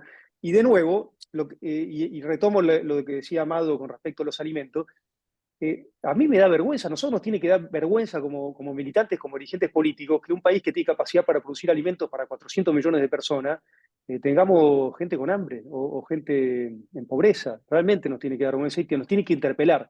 Para mí es un motor, porque es lo que me hace a mí. Entonces, cuando vos ves el motor en sentido de seguir peleando para generar bienestar a nuestro pueblo, cuando uno ve la relación que tiene Brasil, Perú y Chile, por poner 3 ejemplos, que tienen una relación primarizada con China, sin embargo no tienen déficit. Y entonces uno dice, ¿pero cómo no tienen déficit? Cuando uno empieza a indagar un poquito más, tiene que ver con lo que digo yo con los minerales. Uno ve Brasil, centralmente por el hierro, Perú por plata y cobre, y Chile por cobre. Entonces ahí hay un elemento interesante que es, la balanza la tiene equilibrada por la gran exportación de minerales que tienen hacia China. De nuevo, nosotros tenemos la ventaja de, además de esos minerales, buscarle valor agregado. Entonces ahí ya tenemos una salida rápida que si tuviésemos una estrategia nacional ordenada, vinculado a estos recursos, pongo este ejemplo de nuevo, 3.000 contra 40.000. O sea, fíjense, y discutamos la ventana, sí, discutamos a fondo, pero pongámoslo como Chile. Argentina tiene el doble de litio que Chile y más calidad de litio que Bolivia y casi la misma cantidad de cobre. Entonces, pongámoslo en función de los vectores de desarrollo, pero pensemos porque si no después es muy fácil echarle la culpa al otro Estado con el que tenés la relación y la salida está esencialmente de nuestro lado. O sea, de nuevo, está en discutir cómo te desarrollás y cómo te vinculás y cómo tenés la mejor estrategia. La mejor estrategia para tener valor para generar un déficit es el valor agregado, por supuesto, la ciencia y tecnología, pero eso te lleva un tiempo. Entonces, el mineral es un tema que lo podés hacer rápido, como yo digo, también la exportación de energía o elevar, por ejemplo, un poquito el tema con el cerdo, porque una vez que vos tenés, pues estoy hablando de cosas que son más rápidas, los otros llevan procesos más lentos. Con eso lo equilibras y de nuevo podrías tener hoy un esquema de ingreso de divisas fenomenal que te podría apalancar todas las necesidades que tenemos en términos de nuestra población, de nuestro desarrollo. Pero ahí quiero hacerte una consulta, pero ahí debemos trabajar mucho más con las empresas estatales. Chile jamás dejó el cobre, siempre quedó en manos del Estado, por dar un ejemplo. Y nosotros tenemos las empresas de litio, la mayoría son privadas, por ejemplo, la energía, y podemos seguir así. Entonces, no, pero ahí estamos trabajando, por ejemplo, muy bien, porque yo no quiero, se está trabajando, por supuesto, sería mucho más fácil si nuestro sistema estaría adecuado, como digo yo, al orden mundial que estamos viviendo, pero estamos trabajando, por ejemplo, con Salvareza, con YPF Tech, YPF Litio, se está trabajando. Nosotros, ¿qué le decimos a las empresas chinas que están, por ejemplo, invirtiendo en litio? No, primero, hacer un convenio con YPF Tech, YPF Litio. Nosotros queremos transferencia de tecnología, queremos las capacidades. China tiene hoy una ventaja que está en todo lo que es energías renovables, particularmente electromovilidad, tiene toda la trazabilidad.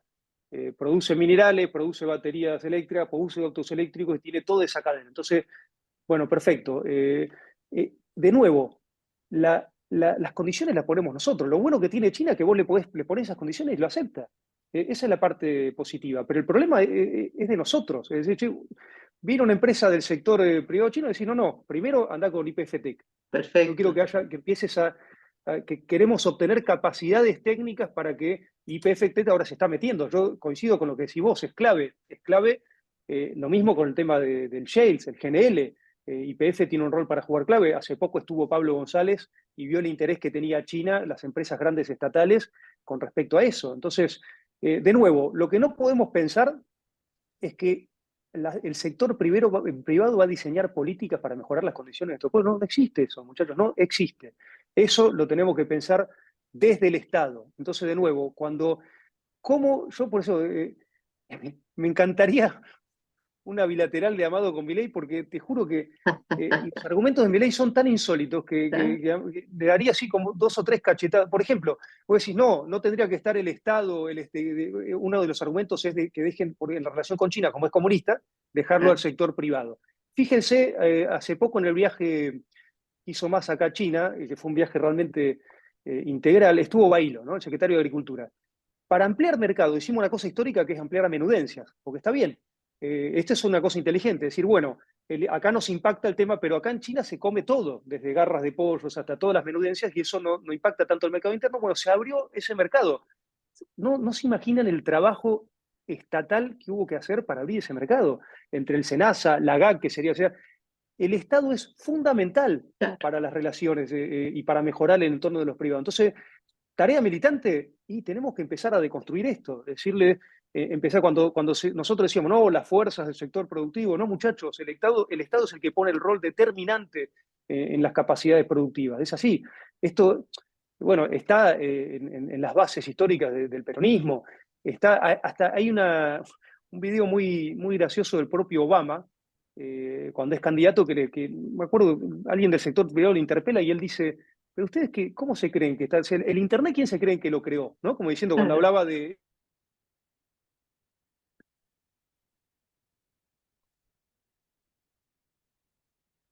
Ahí volverá, paciencia, paciencia que volverá en la conexión. Eso me parece que es la clave, la conducción de la política sobre esto. Y eso es la discusión central, que la orientación, porque la política es la que mira o debería mirar hacia el bienestar común. Lo demás es particular, está en función de las ganancias, va a tener otra dinámica. Y lo último es que me parece muy importante lo que planteaste del cambio en las instituciones, en esta nueva agenda global. Y y acá viene también el rol del Estado en esto y el rol de las universidades, que también se tiene que modernizar o interpelar acerca de cómo hay un pensamiento, ¿sí?, que colabore que sea parte de las políticas públicas. Y ahí tenemos que trabajar. La verdad que es una maravilla escucharte, Sabino. Es una Muchas maravilla. gracias. Gracias. Gracias, Silvia. Le paso la palabra a Edgardo Moca. Uy, Edgardo, ¿cómo andás, Edgardo? ¿Qué tal, Sabino? Emocionado. Otro, Vos me decís, otro politólogo, un politólogo como así es. Sabino. Vos me decís qué tal, o me podrías haber dicho cómo estás, y yo te contesto emocionado, profundamente emocionado por Gracias. este encuentro. A tal punto que quiero ser muy económico, ¿no? Tendría mil cosas para abrir, porque la intervención tuya y el lugar desde el que hablas, que es un cruce, una aleación entre un profundo compromiso con tus tareas político-estatales con un corazón militante y un espíritu de construcción política que a nosotros nos llena de alegría, porque para eso construimos esto. Para construir espíritu militante, y por eso nos hemos rodeado en todo cuanto ha dependido de nosotros y seguiremos haciéndolo. La presencia de gente que tiene como brújula la militancia en todos los terrenos. Vos hiciste una serie de observaciones, me daría ganas de comentar tantas cosas de las que dijiste, especialmente las que revelan tu relación y tu valoración de la actividad de Amado Boudou, que es uno de los inventores de esta cosa que estamos compartiendo, el principal, digo yo. Entonces, yo lo único que quería es hacer par de puntualizaciones tratando de no abrir demasiado la cosa de modo que se disperse, porque ha tenido un grado de centralidad, de coherencia, la conversación en sí mismo y sobre todo tus intervenciones, que no me gustaría contribuir a disiparlas. Yo creo que nosotros hemos tenido en esta misma sede muchas conversaciones, no todas ellas muy serenas, sobre el lugar de estas cosas, sobre el lugar de estas cosas, el lugar de la creación del BRICS vis a vis la importancia de la cuestión de la inflación y del precio de los alimentos.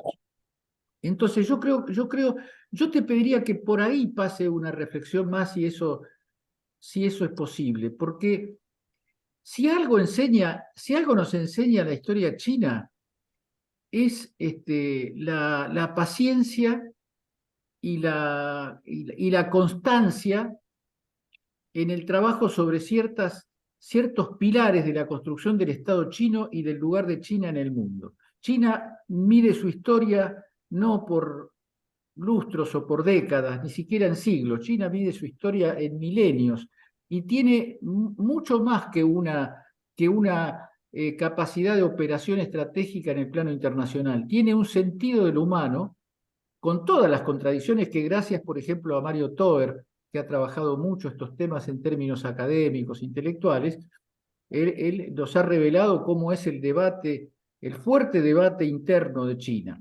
Pero más allá de esa cuestión, yo creo que China hoy es irreversible. Lo único que podría no hacer irreversible a China es el intento de destruir el planeta, en el cual está muy activo el imperio norteamericano. Ahí hay una cosa que no quiero dejar de poner como tarea nuestra, la tarea de defender el orden mundial, de defender al mundo, a sus personas, a sus hombres, a sus mujeres, a sus jóvenes y a sus niños. Porque yo creo, y ahí te pido como de costado, si da el tiempo, una reflexión sobre la guerra entre Rusia y China, sobre cuáles pueden ser sus líneas de desarrollo, cuál debería ser la política estatal argentina en el futuro de ese desarrollo.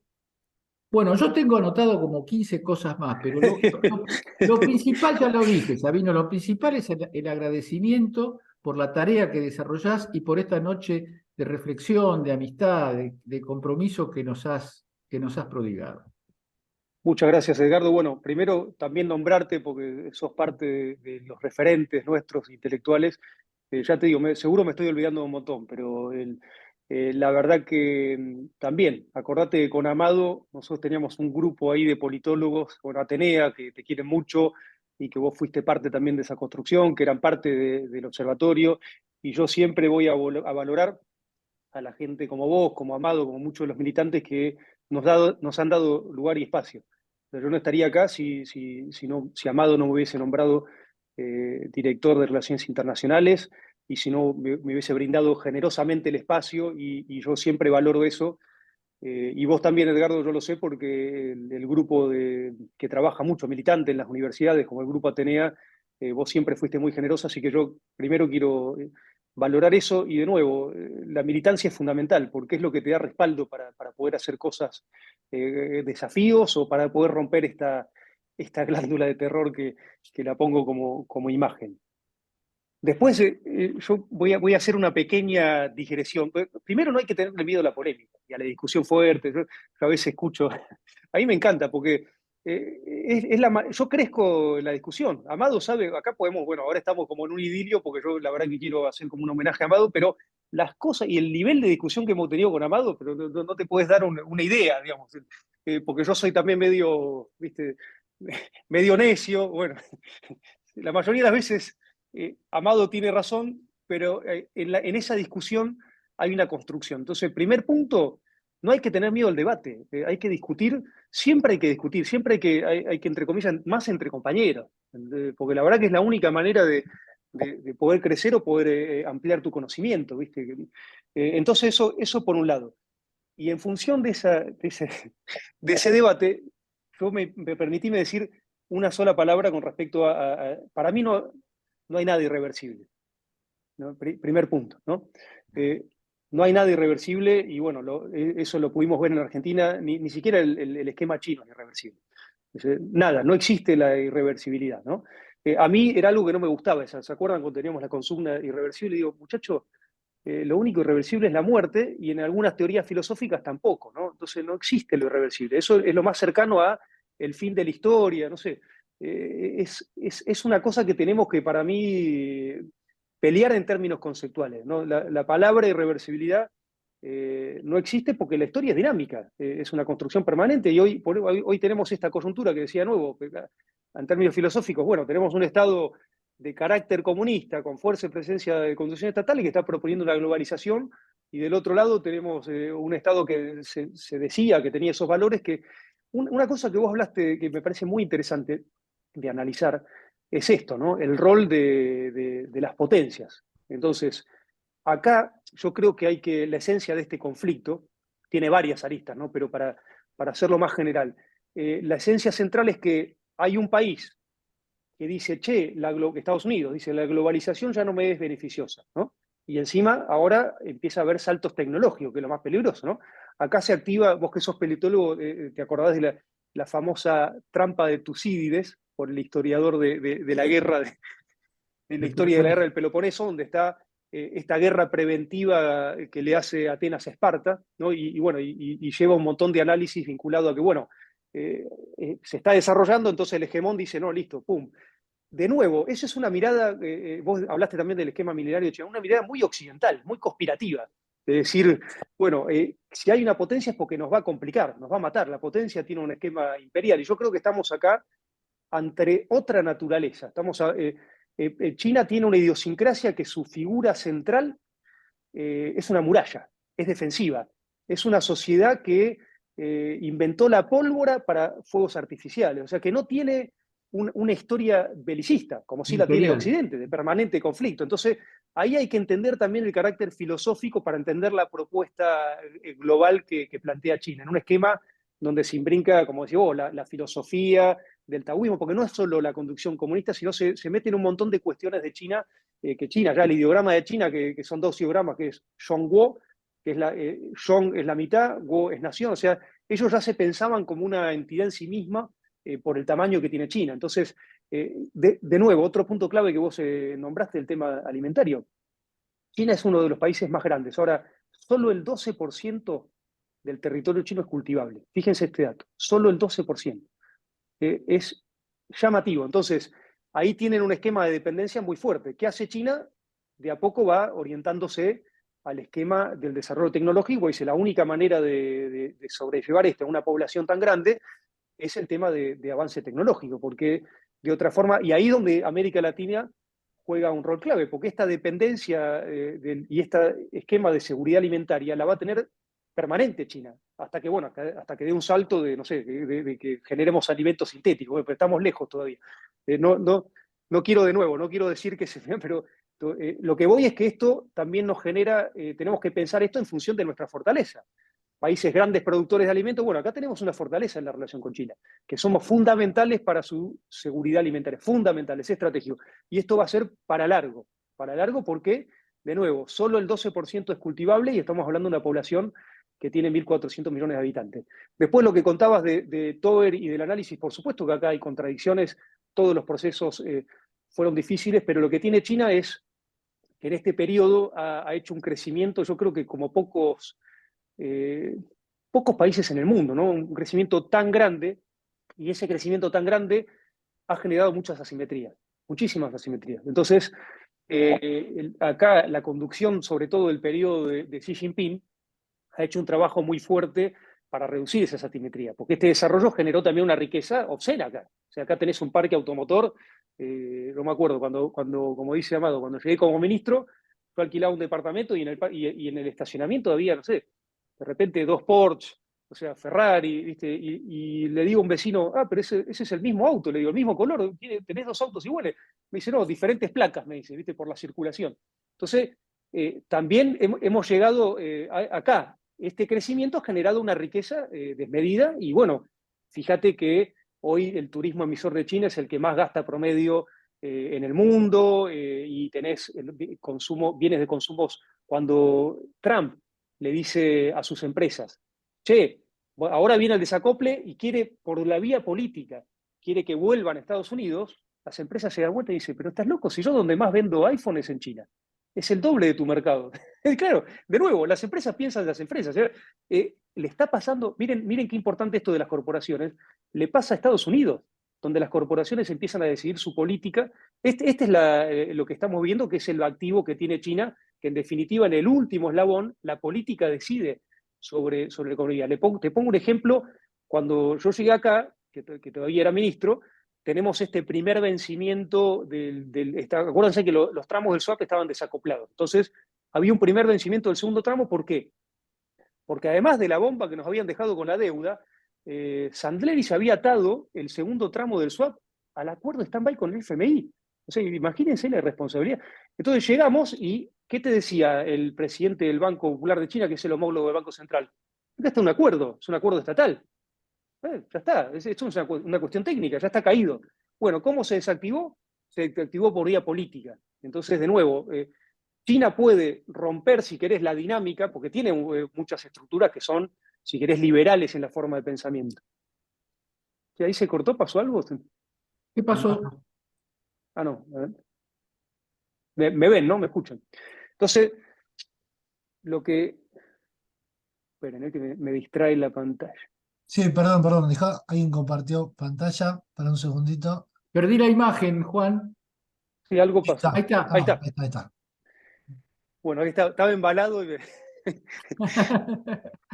entonces, en algún punto, al punto que voy es que cuando Estados Unidos no puede hacer el desacople, esta es mi teoría, me la acuño, pues, no sé si la van a compartir o no, cuando no puede hacer el desacople por vía pacífica, o sea, decirle a las empresas, porque ya evidentemente las empresas dicen, no, pero si en China hay 400 millones de sectores medio altos, para mí, ¿cómo lo hace? Exportando conflicto. Entonces, si vos no podés resolver la cuestión por la vía política, bueno, un mundo desordenado, conflictuado, es un desacople en algún punto. Y fíjense que ha roto Si uno estudia la iniciativa de la Franja y la Ruta, cuando la lanza Xi Jinping, el primer eje de esa iniciativa era Eurasia. Acá volvemos, Amado, con el tema geopolítico y el control de Eurasia. Entonces a mí no me cabe en duda que hay varias aristas de este conflicto, pero la principal es China, porque le complica el corazón de la idea originaria de la Franja y la Ruta, que era la integración con Europa.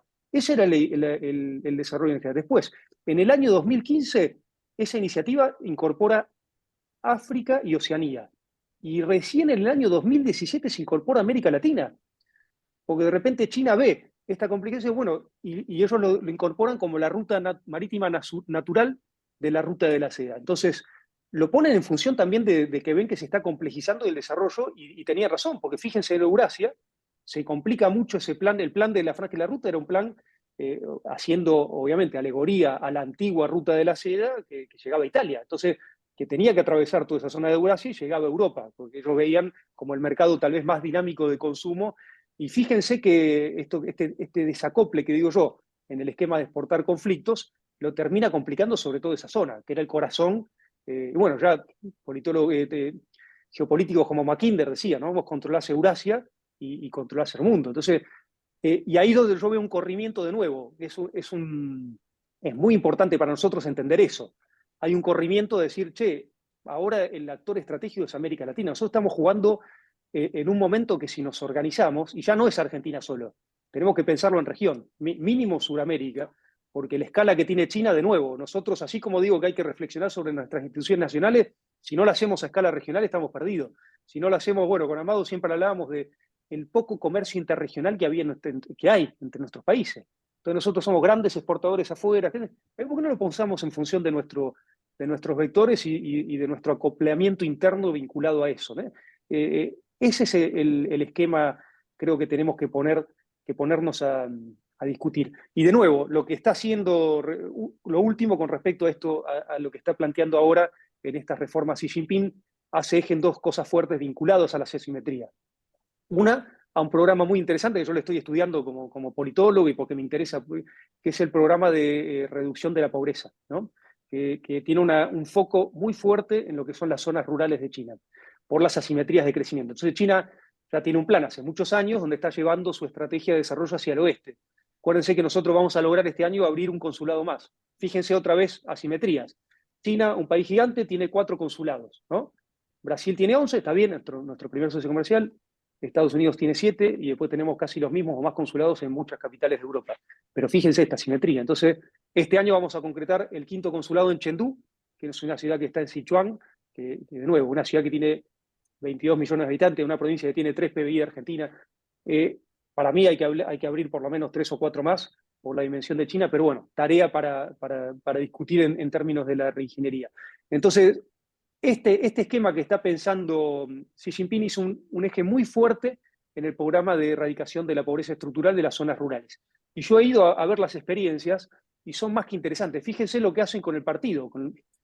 Porque cuando uno ve el Partido Comunista Chino, es un partido muy chico en función de la población. O sea, estamos hablando de un partido de cuadros muy importante. O sea, de los 1.400 millones de habitantes, el Partido Comunista Chino tiene solo 96 miembros. 96 millones de miembros. Entonces, fíjense, en proporciones es muy poco. O sea, ¿qué quiere decir esto? Que para acceder al partido, vos tenés que formarte mucho y tenés que tener y para adentro del partido ascender, tenés que tener un esquema de trabajo muy fuerte, y a vos te mide más el partido por cómo te fue en el desarrollo de las zonas más desfavorables que en los lugares. Por ejemplo, acá los gobernadores rotan. Entonces, vos tenés que gobernar una provincia pobre y una provincia rica, y el partido te evalúa más por cómo desarrollaste la provincia más pobre, ¿no? Que ahora ya igual hablar de provincias pobres y ricas en China es difícil, porque créanme que vas a cualquier lugar y hay un desarrollo muy importante. Pero aún tienen problemas estructurales vinculados al tema sanitario. Hay un montón de desafíos que tiene que resolver China. Por eso, yo lo que digo cuando digo que no es irreversible, porque yo creo que una China que creo que es lo que está un poco queriendo hacer al bloquear la tecnología de Estados Unidos, yo me pregunto cómo sería una China, lo hablábamos con Amado en su momento, sin desarrollo, sin prosperidad. Porque hoy lo que se sostiene de la conducción del partido y esta gran adhesión que tiene el pueblo chino con el partido, con la conducción del partido, es la prosperidad, que es lo que está pasando en nuestros países. Si vos no generás prosperidad en tu gente, y se van a poner en debate las instituciones, ¿no? ¿Para qué están las instituciones si no generamos desarrollo? Entonces, lo que tiene como valor la conducción acá del partido en China es que genera prosperidad.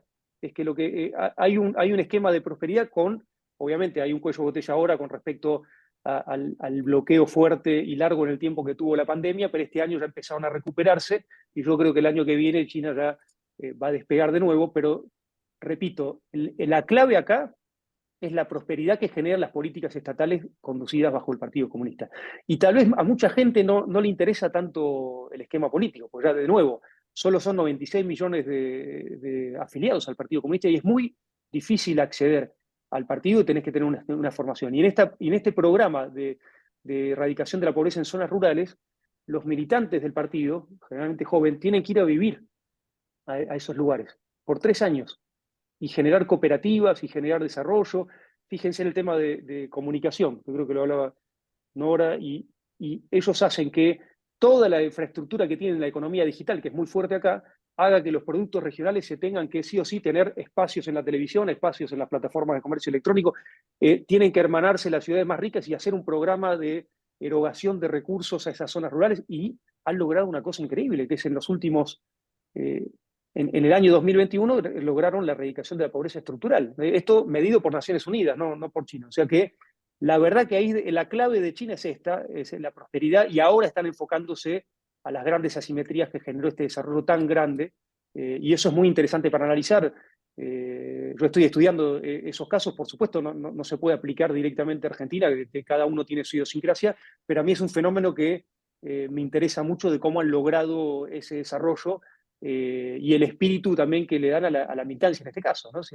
El miembro del partido joven tiene que ir ahí, quedarse 3 años, interactuar, generar un esquema cooperativo de desarrollo sustentable en el tiempo, y ahí se va a evaluar en el ascenso en el partido en función de esa dinámica, ¿no? Fíjense, si no es interesante para replicar, yo siempre digo, yo creo que hay que poner ciertas condiciones, ¿no? De nuevo, para discutir el esquema de los partidos políticos, que es el corazón del sistema democrático, ¿no? De nuestros candidatos, ¿no? Que tienen que tener experiencia en el territorio. Tenemos que empezar a poner determinadas condiciones en función también de esa clave, en función de nuestra idiosincrasia.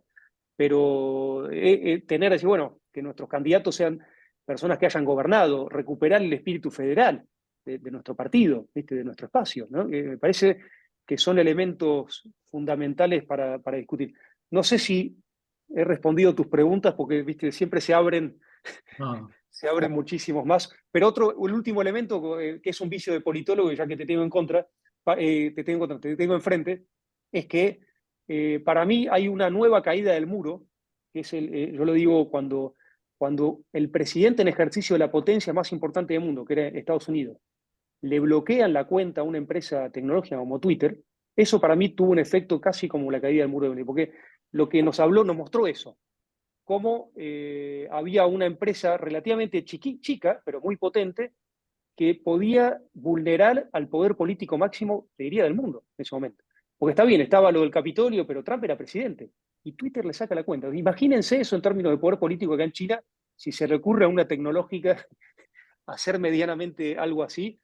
No, al contrario, todos hablaban acá en China cuando empezó la crisis con el gigante inmobiliario Evergrande, o cuando estaba la crisis con Alibaba, que tuvo que ver con que de repente a través de las plataformas generaban un sistema de endeudamiento desregulado, y ahí intervino el Estado fuertemente y dijo, no, vos no podés hacer esto con la población, cayeron las acciones, no importa, regulaste el esquema. De nuevo, el foco está bien, hay un esquema de dinámica comercial, liberal, si querés, no, pero el Estado interviene cuando ve que se están abusando algunas cosas, y lo mismo con Evergrande. Créanme, bueno, Amado puede desarrollar esto, si la crisis de Evergrande hubiese pasado en Europa o en algún otro país, era otro Lehman Brothers, por el volumen de la magnitud. Acá China el Estado intervino, lo partió en cuatro, está resolviendo, pero no se transformó en una crisis global gracias a la intervención del Estado, y créanme que los costos no lo pagaron, o sea, porque todavía nosotros tenemos el ejemplo de 2008 y ahora esta nueva crisis del Credit Suisse, donde termina pagando la población los conflictos, el desfalco que hicieron las entidades privadas, ¿no? Y solo los estados haciéndose acá, como decís, Amado, vos, too big to fall, ¿no? Es increíble, pero seguimos con esa, no aprendimos, se ve que no aprendimos de esa dinámica. Bueno, eso en China es diferente. Y repito, cuando digo el tema de simbólico como la caída del muro, es esto, es la autoridad máxima siendo deslegitimada por una empresa minúscula en términos de poder. Eso a mí lo que me habla es que, de nuevo, que el poder político está resentido en el estado más importante hoy, que sigue siendo más importante a nivel bélico y de capacidad también mundial. Ahí me meto. Sí. En toda la charla me quedé pensando mucho, Sabino. Yo miro el reloj porque ya cuando a las 9 tengo que Cuando Inglaterra, acá te aviso una cosa, esto se acaba a las 10, aunque venga Cristina. A las 10, no, pero Edgardo a las 10 dice claro, que acabó porque son mis 9. Y que son tus 9, así que eso queda tranquilo. Y además tengo un orgullo enorme porque está jugando la selección argentina, nadie diga cómo va porque no quiero saber, y hemos mantenido 300 personas, 300 enlaces durante todo este tiempo, ¿no? Así que bueno, es hermoso participar. Vino la selección a China, Amado, sí, increíble. Claro. Los saludé acá a los jugadores, me decían, no, un saludo con la mano, me tiré así, los abracé a todos. No, pero una cosa que me parece muy importante, vos decías hay que estudiar la formación en Argentina, me parece muy importante para evaluar los tiempos que vienen. Cuando Inglaterra entra en la Revolución Industrial, de alguna forma termina con la esclavitud. Un país que había sido profundamente esclavista se hace liberal en términos de cuidado de los derechos individuales de esas personas para incorporarlas a su mundo de trabajo y para joder al resto de las potencias que estaban disputando en ese momento. Y apela, para mantener la preponderancia sobre algún tiempo, apela a argumentos morales o para imponer sus intereses, ¿no? Le hace el cuento al resto del mundo que ahora ellos están en contra de la esclavitud y que se requiere un mundo distinto. Y mientras hablabas, me da la sensación que estamos viviendo una situación parecida con Estados Unidos como potencia, ¿no? Como ahora ellos tienen problemas con la globalización, su propio aparato que crearon lo ponen en cuestión. Y apelan a argumentos morales también. No hay que estar Es con increíble. comunistas. Me parece que tenemos que tener mucho cuidado. Por ahí la analogía es medio burda, pero me parece que tenemos que tener mucho cuidado a no caer nuevamente en la trampa de la moralina de lo que es humanitario, humanista, etcétera, etcétera, cuando lo que están defendiendo son los intereses más espurios, más materiales, de una potencia dominante que está en las prolegómenos de dejar de serlo, ¿no?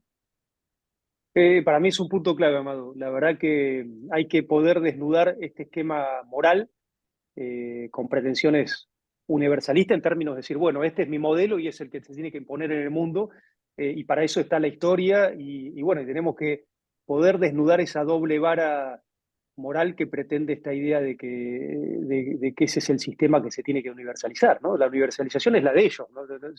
Entonces, ahí es donde, bueno, voy a hacer un hilo raro, donde el esquema del Papa, yo soy, aclaro que soy agnóstico, y se lo dije en la reunión al Papa, pero la verdad que me parece muy interesante la visión que tiene en términos de humanistas, ¿no? Del mundo y el trabajo que está haciendo en criticar este esquema de consumo, en criticar esta dinámica individual. Y la verdad que en ese sentido creo que el mensaje y el trabajo que hace es muy interesante como plataforma de esto que dice Amado, ¿no? Si querés, ideológica, vinculado al desarrollo humano, ¿no? A la esencia, al trabajar con el medio ambiente. Entonces, en esa filosofía que propone me parece interesante y porque se acopla mucho con los países emergentes, ¿no? Yo creo que y bueno, y lo de Mongolia, acuérdense que cuando él atraviesa el espacio aéreo da un mensaje muy fuerte a China, y después hace también una referencia a la gran nación china. Pero ahí hay un proceso interesante de retomar la relación con China, ya hicieron algunos acuerdos y me parece interesante también en términos de que el espíritu que propone China en el sistema internacional tiene que ver, esta propuesta que hace Xi Jinping de destino de humanidad compartida, el destino compartido de la humanidad, tiene que ver con esto de que hay una parte universal que tiene que ver con la supervivencia del hombre, ¿no? La pandemia nos mostró, los conflictos ahora nos muestran que si no hay un trabajo coordinado, respetando la diversidad, pero coordinado, ya los problemas no se resuelven solos, ¿no? Este es un punto donde creo que va en sintonía también con lo que procesa la filosofía del Papa Francisco y que a mí me parece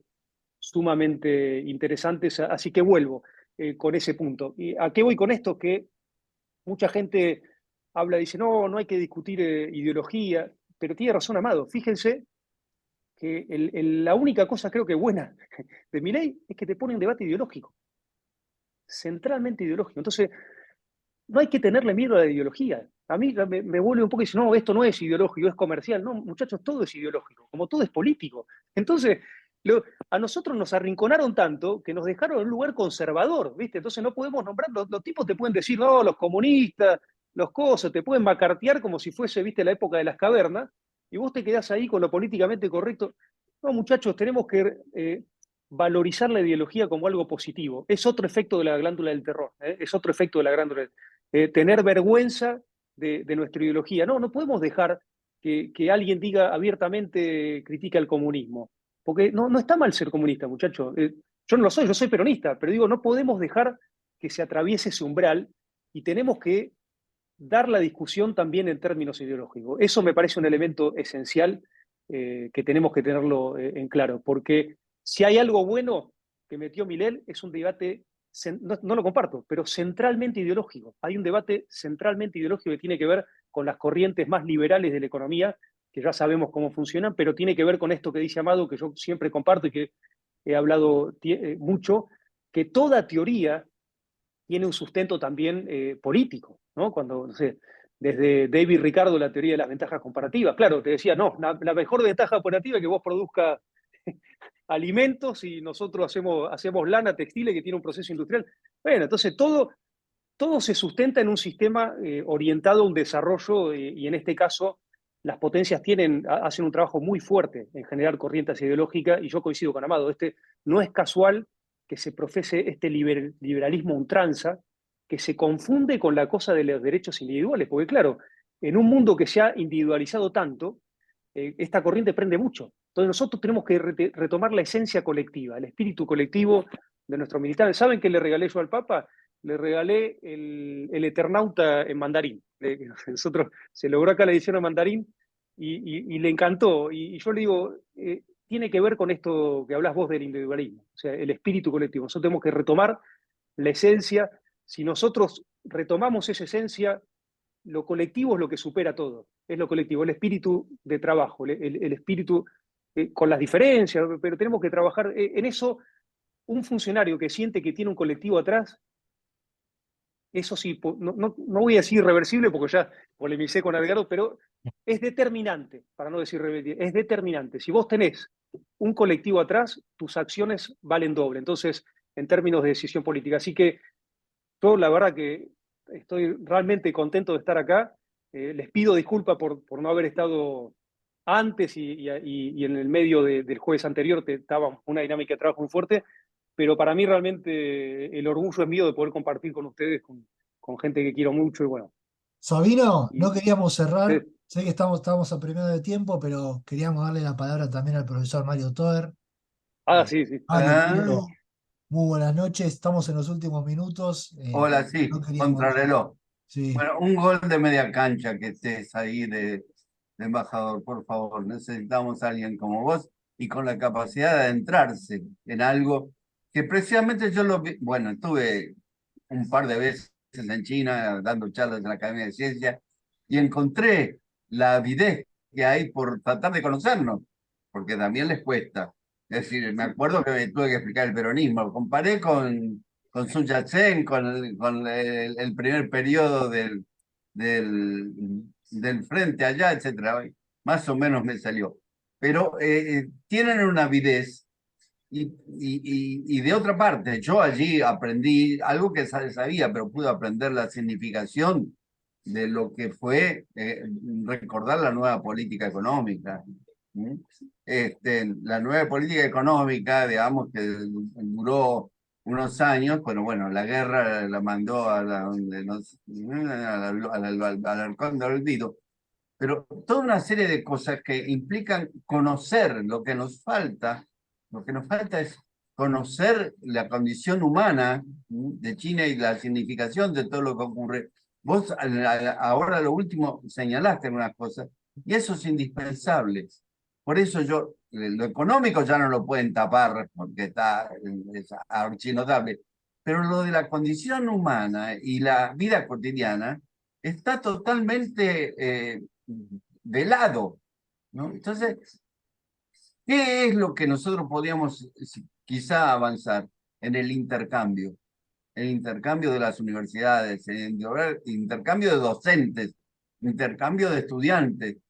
Yo sé porque ellos me lo planteaban a mí. Yo lo planteé acá en la UBA, pero no encontraba resorte con poder para gravitar, porque de eso ya hace como varios años. Pero si pudiéramos actualizar planes más o menos masivos, yo me consta, porque ellos me lo plantearon, que no es problema de plata, porque ellos la ponen, porque les interesa que nosotros podamos conocerlos, y para nosotros es fundamental conocerlos, conocer la condición humana, conocer lo que yo pude conocer, la vida cotidiana. Eso es fundamental, porque desde ahí se valora de otra manera el comercio. Es decir, ese otro capítulo. Se valora de otra manera. Y ahí, digamos, es fundamental entender qué significó Deng Xiaoping, encontrar las claves históricas. Algunas de las cosas que vos nos dijiste, eso tiene que ser una cosa de masa y no esotérica como todavía sigue siendo aquí. Yo hace muchos años, como dijo Edgardo Moca, que me dedico al tema chino y quizá creo entenderlo. Pero ¿cuántos hay? Hay un puñado. Pero ese puñado tendría que ir y volver y sumar más gente y decenas y centenares de estudiantes. Hay que inventar las maneras. Pero Porque hagámoslo, Mario, no, hay que le da hacerlo. otro. Y bueno, yo estoy dispuesto y me encantaría poder conversar con vos porque tengo muchas ideas, porque me jacto de que conozco China. Y bueno, No, esto... hablé con gente allá suficientemente Mario, podemos ir cerrando más que nada porque Sabino Al- se tiene que ir. Más que nada. Acabo de cerrar. Gracias. No, totalmente de acuerdo. Yo creo que el rol de las universidades es clave. Y acá, todos los que tengan ganas y estén entusiasmados, armemos una red académica. Nosotros en algún punto lo hicimos, por ejemplo, la Universidad de Lanús hizo el primer carrera de posgrado vinculado a estudios de América Latina y China. Creo que hay que hacerlo en cada universidad. Y tenemos esto, ¿no? Porque es fundamental lo que decís, Mario. Sin el conocimiento del otro es muy difícil avanzar. Sin entender la idiosincrasia es muy difícil, porque los prejuicios, y ni hablar la prensa, la comunicación, porque de nuevo, acá a China, cada vez que hay algo de China te tiran con todo, con una doble vara, una doble moral tremenda. Pero bueno, para hacer una última reflexión, voy a cerrar con mi amigo Amado, que decía que no hay que enamorarse de las herramientas, ¿no? Esto es como la tecnología.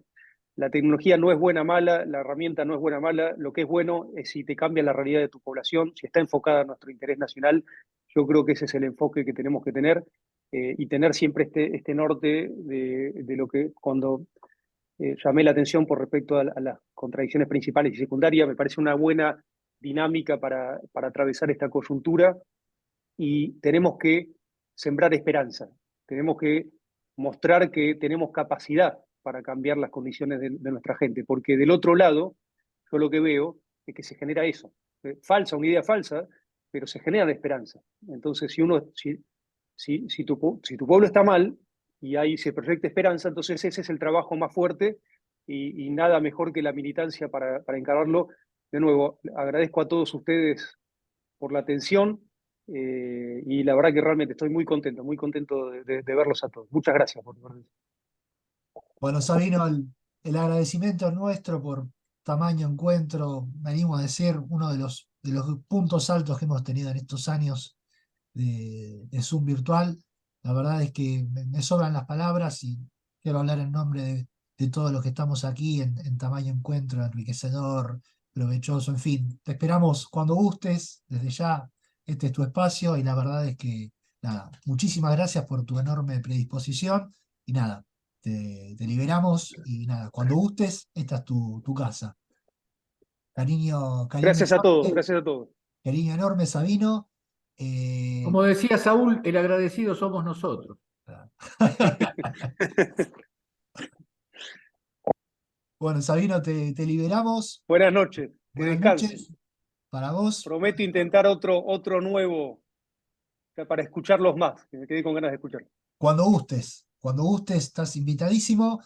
Te liberamos y aprovecho antes de irnos para decirle a los compañeros, y esto ya Sabino queda por fuera, así que lo dejamos ir a ver el partido de Argentina que está por empezar el segundo tiempo, así que les comento antes de cerrar a los compañeros, lo estuve poniendo por el chat. Este jueves va a ser el último jueves que usamos este link. A partir del jueves que viene usamos un nuevo link. Yo lo estuve pasando ahí en el chat, y lo voy a mandar por mail, pero si no le llega por el mail habitual, escríbanme y yo se los paso, pero bueno, para evitar malos entendidos y teléfonos descompuestos, a partir del jueves que viene usamos nuevo link. Nada, un cariño enorme, ha sido una gran noche. Gracias Sabino, gracias a todos, y bueno, a ver en la selección. Un cariño enorme y será hasta el próximo jueves. Gracias. A todos, Gracias. naturalmente. Poca gente en el Excelente, Nos vemos, compañeros.